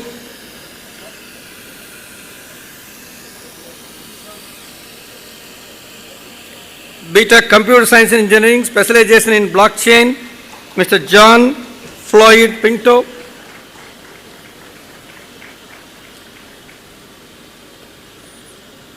BTech Computer Science and Engineering, specialization in Internet of Things, Mr. Sagnik Ghosh. School of Electrical Engineering, MTech Control and Automation, Mr. Darsha M.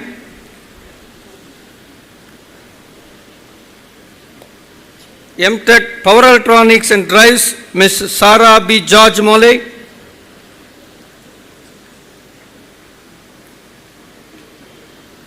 BTech Electrical and Electronics Engineering, Mr. Chinmaya Mathur.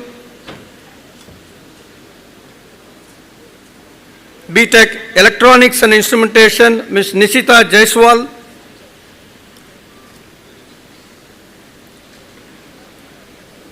School of Electronics Engineering, MTech Automotive Electronics, Mr. Sanjay Devol.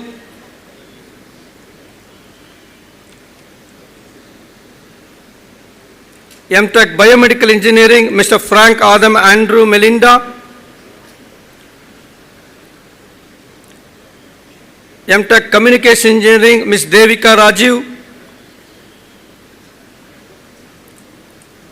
MTech Embedded System, Mr. Aditya.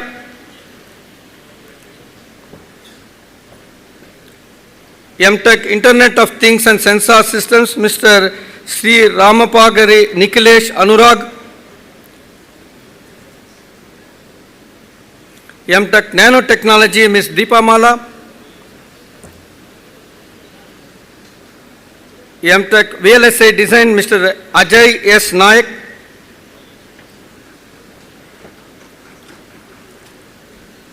BTech Electronics and Communication, Ms. Ananya.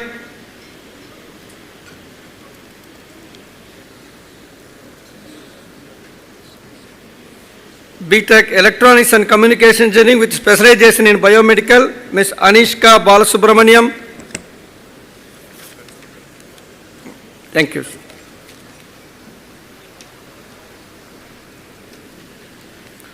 I invite Professor Parthasarathi Malik, Pro Vice Chancellor, to announce the first rank holders of School of Computer Science and Information System, School of Mechanical Engineering, School of Design, School of Architecture, School of Advanced Sciences, School of Hotel Management, School of Languages, VIT Business School and Agriculture School, and request the Chancellor to issue their certificates and the guest of honor to present the medals to the candidates.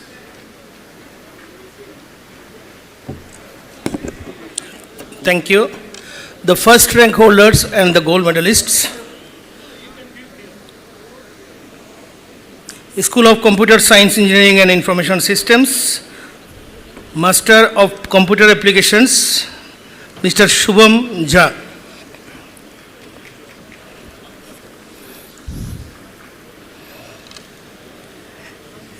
MTech Software Engineering, 5 years integrated, Ms. Jyotika K.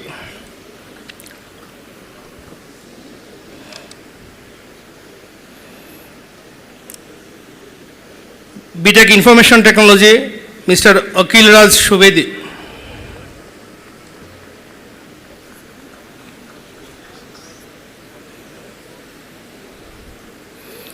Bachelor of Computer Applications, Ms. Hajira Gullaj. Now School of Mechanical Engineering. MTech Applied Computational Fluid Dynamics, Mr. Shinde Rohan.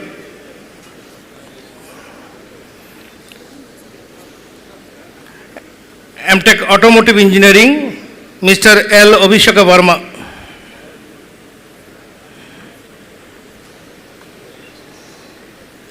MTech CAD Chem, Mr. Arvind Raj.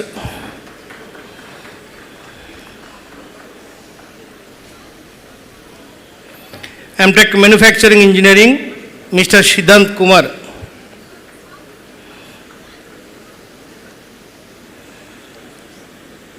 MTech Mechatronics, Mr. Tejas Milind P.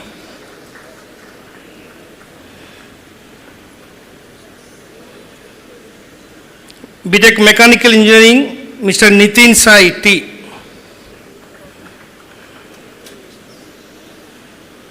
BTech Mechanical Specialization in Automotive Engineering, Mr. Gautam Gupta.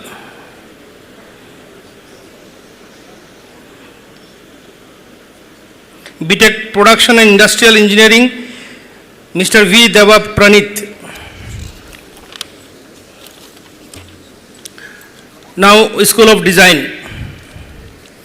MDes Industrial Design, Mr. Kishan R. BDes Industrial Design, Ms. Teresa Tarakaran.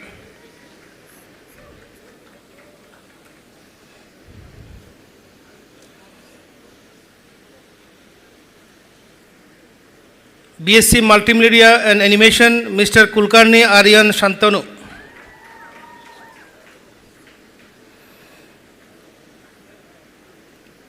BSc Visual Communication, Ms. Jessica Prince.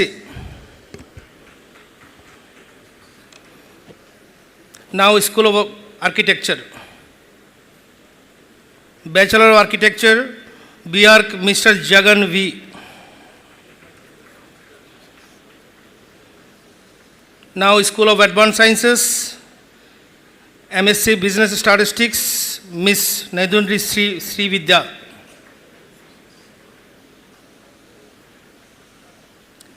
MSc Chemistry, Mr. Shayan Ghosh.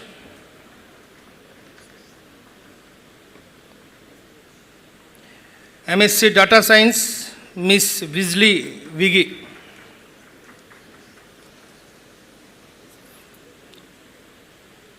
MSc 5-year Integrated Computational Statistics and Data Analytics, Ms. Shreya Iyer, Sridharan Iyer.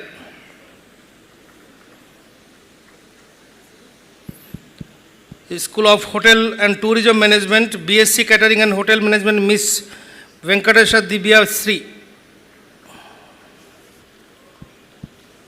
Now School of Social Science and Languages, Master of Social Work, Miss Lindsay Florencia. Bachelor of Commerce, Mr. Srinivasar. Now VIT Business School, Master of Business Administration, Miss M. Sandhya.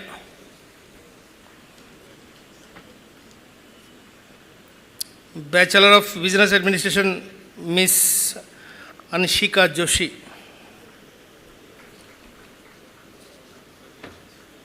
Now VIT School of Agricultural Innovations and Advanced Learning, BSc Honours Agriculture, Miss Dibya S.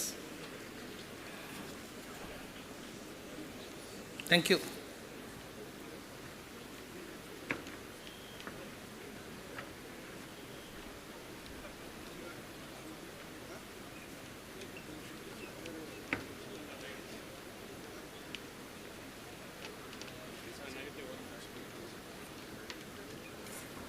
Let the research candidate be now presented with their degrees.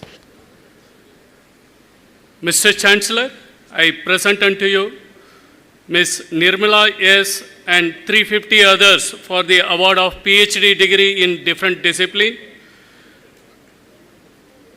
Mr. Anish Chandran C. and 2 others for the award of integrated PhD degree in different disciplines.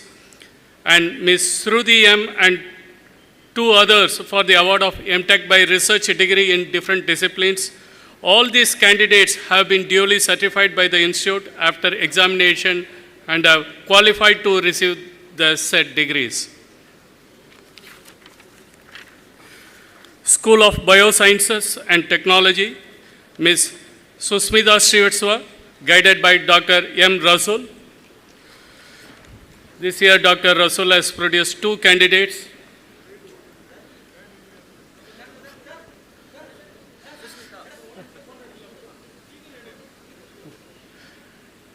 Request the guide to stay back. And Miriam Jose, guided by Dr. M. Rasul.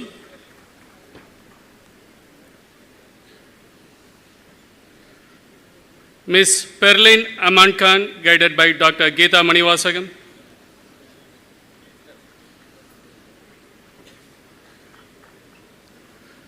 Vinota Alex A, guided by Dr. A. Amitav Mukherjee.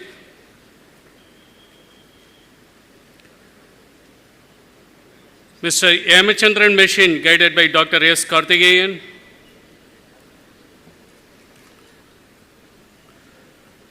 Ms. Janathal Firdaus Sitik, guided by Dr. Mogana Srinivasan. This year, Dr. Mogana Srinivasan produced 2 candidates. A. Sasikumar, again guided by Dr. Mogana Srinivasan. Anushri Suresh, guided by Dr. Jayanti A. This year, Dr. Jayanti A guided 3 PhD candidates and produced 3 PhD candidates. Soumya Nair, again guided by Dr. A. Jayanti.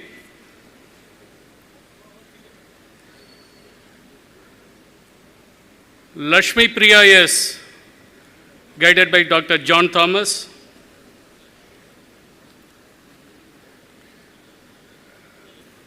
Govindarajan S, guided by Dr. Aisha Noor.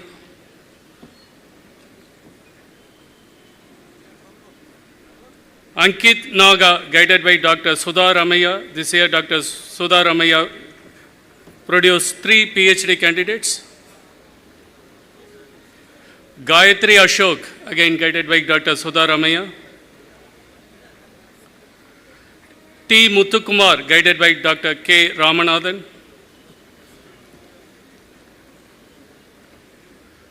Manisha P, guided by Dr. Sabina AP. This year, Dr. Sabina AP produced 2 PhD candidates. Saranya Devi, guided by Dr. V. Shanti.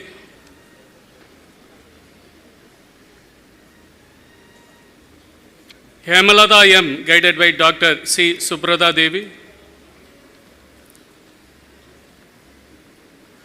Arun Raj N, guided by Dr. V.G. Abhilash. This year, Dr. V.G. Abhilash produced 2 PhD candidates. Sruthi T.J., guided by Dr. Sangeeta Subramanian. This year, Dr. Sangeeta Subramanian produced 2 candidates. Divya L, guided by Dr. N. Chandrasekharan. This year, Dr. N. Chandrasekharan produced 3 PhD candidates. I request the guide to stay back. Priyadarshini Muhabatra, again guided by Dr. N. Chandrasekharan. Durga Lakshmi R, guided by Dr. N. Chandrasekharan. Ashwati S.H., guided by Dr. Manjubala.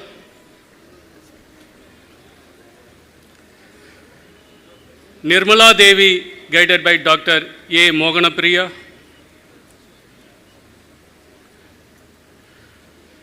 Venkatesan N, guided by Dr. Radha Saraswati. This year, Dr. Radha Saraswati produced 2 PhD candidates.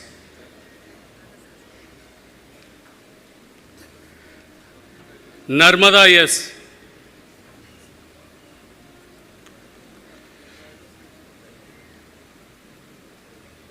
Mombi Edison, the international candidate, guided by Dr. Jiva JB.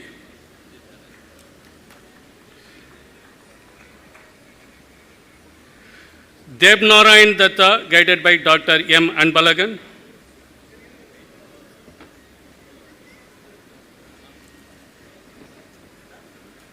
Amrita B, guided by Dr. George Priyadas. This year, Dr. George Priyadas produced 2 PhD candidates. Epsiba Catherine, again guided by Dr. George Priyadas. Saroja M.K., guided by Dr. Godandam. This year, Dr. Godandam produced 2 PhD candidates. Ashwini V, again guided by Dr. Kodandam K.M. Soumya B, guided by Dr. Venkat Kumar. Kanagam N, guided by Dr. C. Rajasekharan. Kirtana K, guided by Dr. Rajini Raja. Papita R, guided by Dr. Emmanuel Selvaraj. Vishnu Das D, guided by Dr. Danny Kingsley.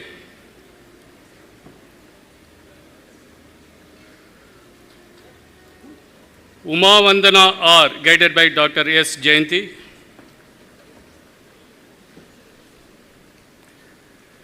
Nirmala S, guided by Dr. Susindra Das.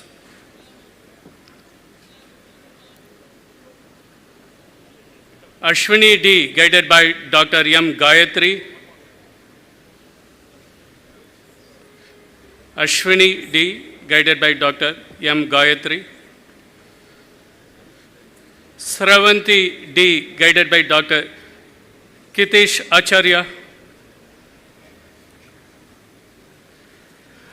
Irene Princess John, guided by Dr. G. Kalachelvan.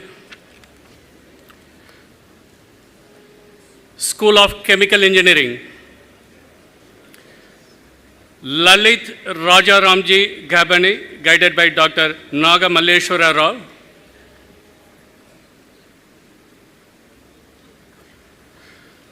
Batra Rao Koropolu, guided by Dr. G.S. Nirmala. Rajkumar P, guided by Murugavel. School of Civil Engineering. Priya MP, guided by Dr. Shanti A.S.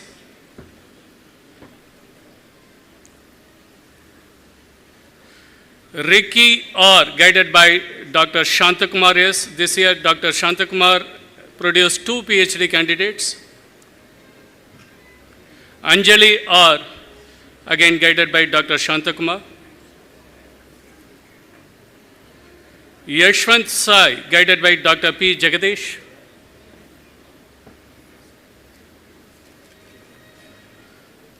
Kalimpudi Murali, guided by Dr. T. Meena.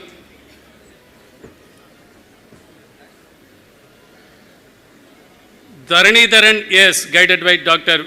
Velviri. This year, Dr. Velviri produced 2 PhD candidates.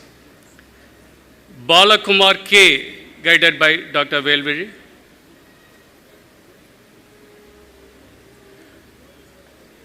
Bellarmin Xavier, guided by Dr. Abdul Rahim. This year, Dr. Abdul Rahim produced 2 PhD candidates. Vignesh R, again guided by Dr. Abdul Rahim.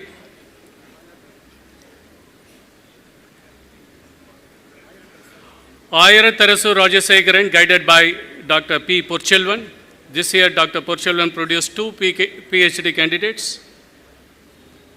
Hemant Naveen, again guided by Dr. Purchelvan. Omkar, guided by Dr. S. Vasantakumar. M. Saravana Ganesh, guided by Dr. Ganapati. Kundreddy Srinivas Reddy, guided by Dr. S. Balamurugan.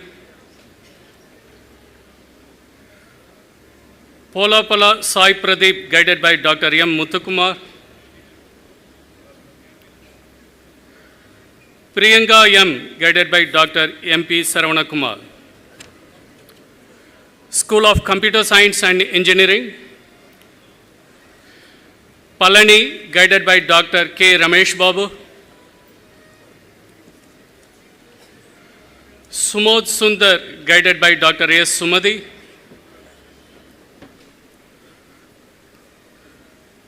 Bhuvalakshmi Buntu, guided by Dr. M. Subhaji.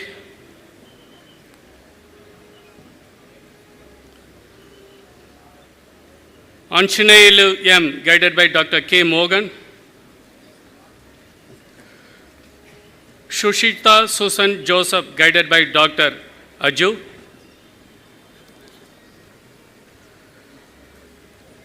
Shalini L, guided by Dr. K. Vijayakumar.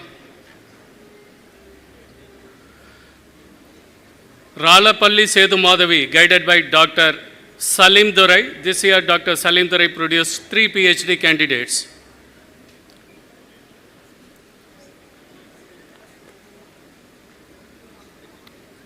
Srinu G, again guided by Salim Durai. Syed Sabah Rafu, guided by Salim Durai. Sai Lokita, guided by Dr. Paunambal. Sai Lokitayan. Kari Venkatram, guided by Dr. A. Geeta Mary.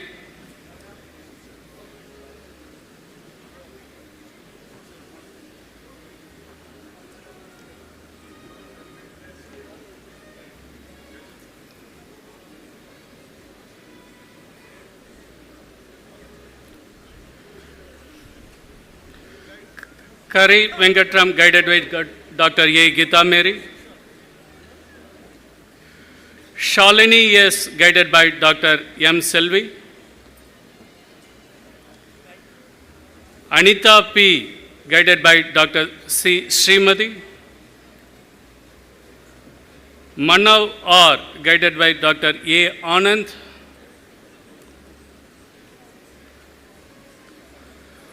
Asha K.N., guided by Dr. R. Rajkumar.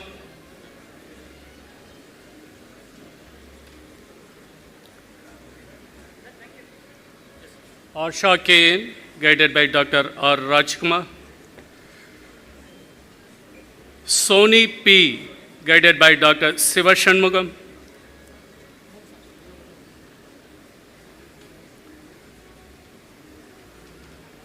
Monica B., guided by Dr. K. Lavanya.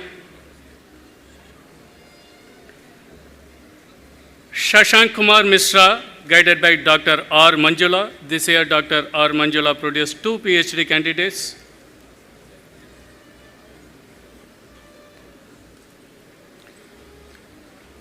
Nagamuntala Mogan, again guided by Dr. Manjula.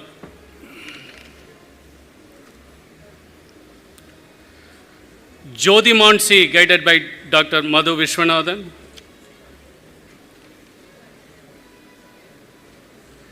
Vimala D, guided by Dr. K. Manigandan.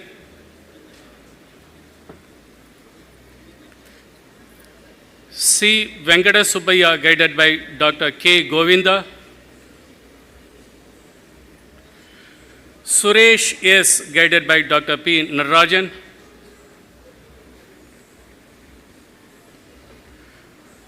Vandana S, guided by Dr. J. Anuradha.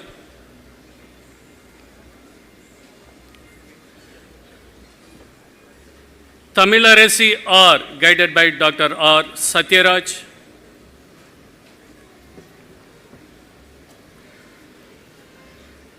Srinivasan S, guided by Dr. K. Rajkumar.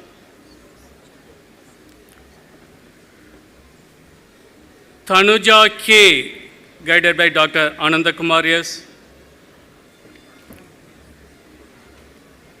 Sravani Nalluri, guided by Dr. R. Sasikala. School of Electrical Engineering, G. Kiran Kumar, guided by Dr. D. Ilangovan.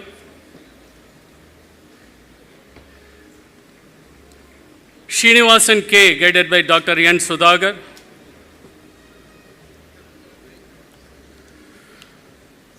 Darla Ramesh Babu, guided by Dr. A. Chitra. This year, Dr. A. Chitra produced 3 PhD candidates. Raghavendra Rao NS, again guided by Dr. A. Chitra. Daki Krishna Chaitanya, again guided by Dr. A. Chitra. Soumya AV, guided by Dr. Belvin Edward. This year, Belvin Edward produced 2 PhD candidates. MCV Suresh, again guided by Dr. Belvin Edward. Tirunavukarasu M, guided by Dr. Himatri Lala.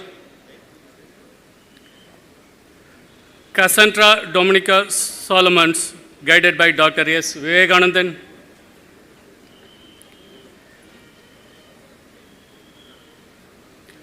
Alajingi Ramkumar, guided by Dr. R. Marimuthu. This year, Dr. R. Marimuthu produced 2 PhD candidates. Gopinath M, again guided by Dr. R. Marimuthu. Gokulakrishnan G, guided by Dr. V. Ramesh.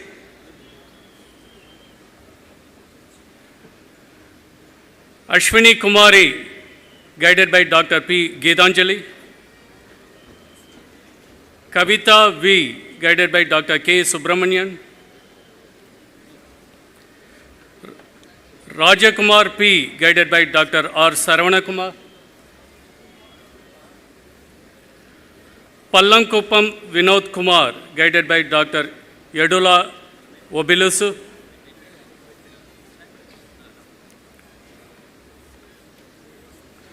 Devesh Umesh Sarkar, guided by Dr. Tapan Prakash.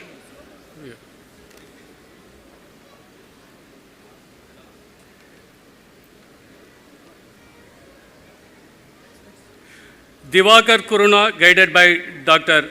Praveen Kumar.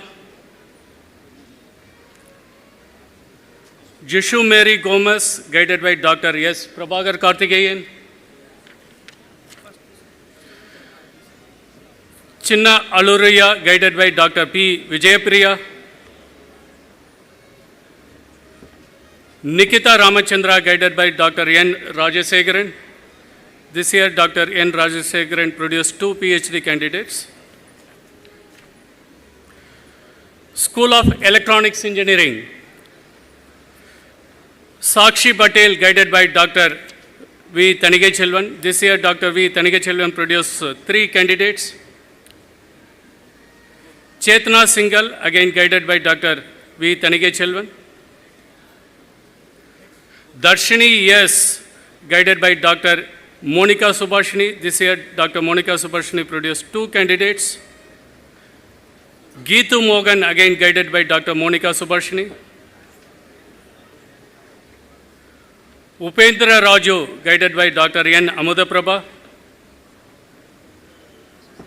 Lavanya N, guided by Dr. T. Shankar. Pradeep Kumar, guided by Dr. Abhijit Bomik. KG Sadish Kumar, guided by Dr. V. Arunachalam. This year, Dr. V. Arunachalam produced 2 candidates. Sadish Kumar, guided by Dr. V. Arunachalam. Deepika S, again guided by Dr. V. Arunachalam. Chaitra V, Dr. Raja Challapan, guided by Dr. Raja Challapan. This year, Dr. Raja Challapan produced 3 PhD candidates. Sita Raman SR, again guided by Dr. Raja Challapan. Varun Kumar K, again guided by Dr. Raja Challapan. Ilakia P, guided by Dr. M. Arun. Barka Rani, guided by Dr. Niroj Kumar Sagu.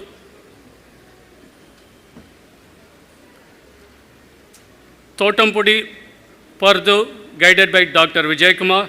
This year, Dr. Vijay Kumar produced 2 PhD candidates. Sheikh Karimullah, again produced by the Dr. Vijay Kumar. Srikanth PK, guided by Dr. Smith Kumar Jindal. BMR Manasa, guided by Dr. Venugopal. This year, Dr. Venugopal P produced 3 PhD candidates.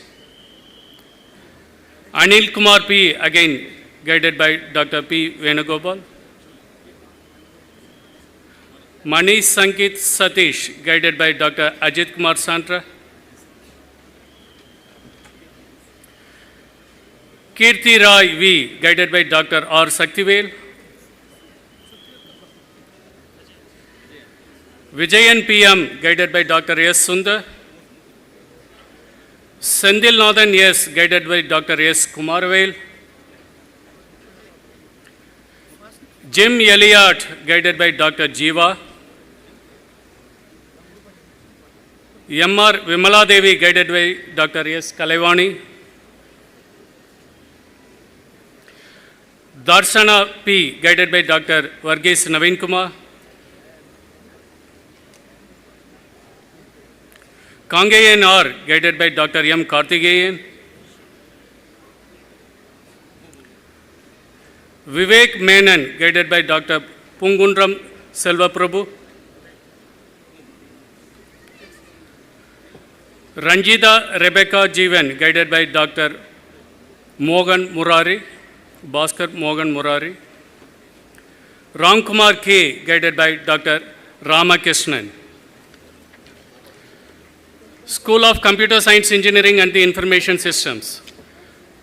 Gopalakrishnan C, guided by Dr. Ayyappa Raja. Tishya Manna, guided by Dr. A. Anita. Vinod D, guided by Dr. Prabhavati. Vinod D. Priya T, guided by Dr. Prasanna. Evans Koti, guided by Dr. T. Ramkumar.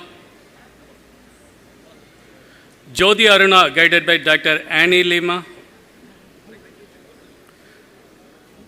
Jyoti Aruna, guided by Dr. Annie Lima.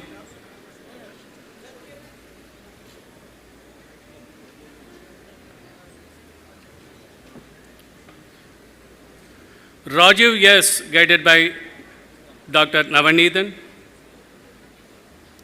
Jyoti P, guided by Dr. Srinivas Kopu. Jyoti P, guided by Dr. Srinivas Kopu. Manikandan NS, guided by Dr. K. Ganeshan. Aravind, guided by Dr. Praveen Kumar Reddy. Swapna Sudha, guided by Dr. N. Jayanti. Kalaivanan K, guided by Dr. Velliyangiri.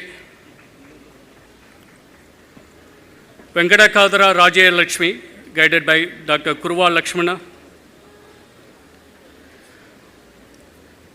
Priya C, guided by Dr.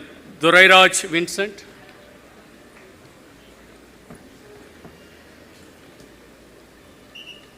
Sangeeta R, guided by Dr. Usha Devi Ji. Kavita Ji, guided by Dr. Ilango NM. School of Mechanical Engineering, Sherin Sam Dos, guided by Dr. C. Ramesh Kumar. Devanuri Suresh by Dr. Purpadam, guided by Dr. Purpadam. Narayana Murthy, guided by Dr. T.C. Ganesh. This year, Dr. T.C. Ganesh produced 2 PhD candidates. Magendran, yes, guided by Dr. Ramanujam. Praveen Kumar D, guided by Dr. Vinod Jabaraj. This year, Dr. Vinod Jabaraj produced 2 candidates. Naveen Kumar Gavirani, guided by Dr. Edison. This year, Dr. Edison has produced 2 PhD candidates. Koplo John Samuel. Bibin B.S. Sir.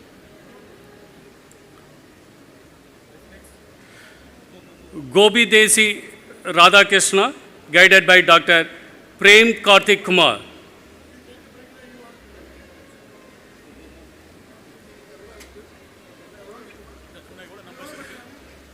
Yeah.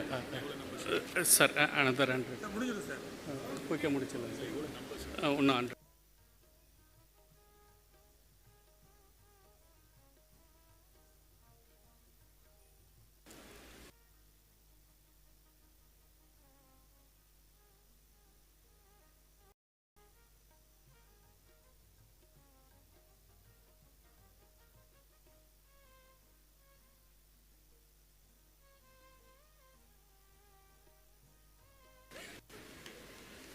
Come quickly.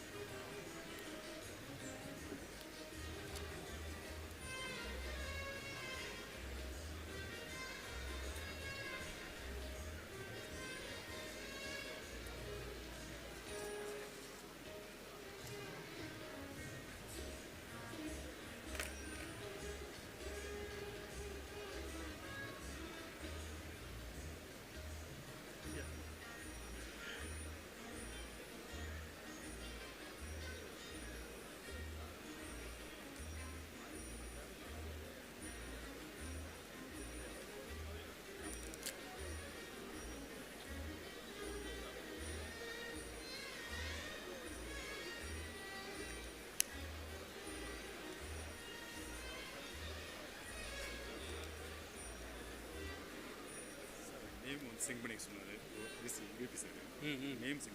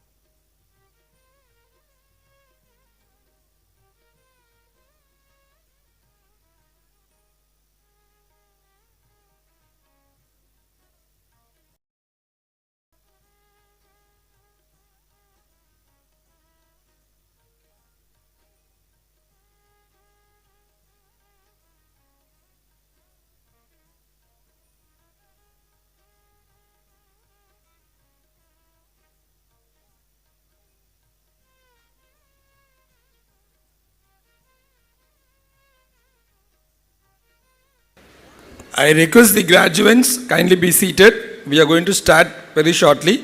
Those who received their degrees, kindly be seated. You have to take the oath. So I request the security guards kindly send back the graduates, those who got their degrees.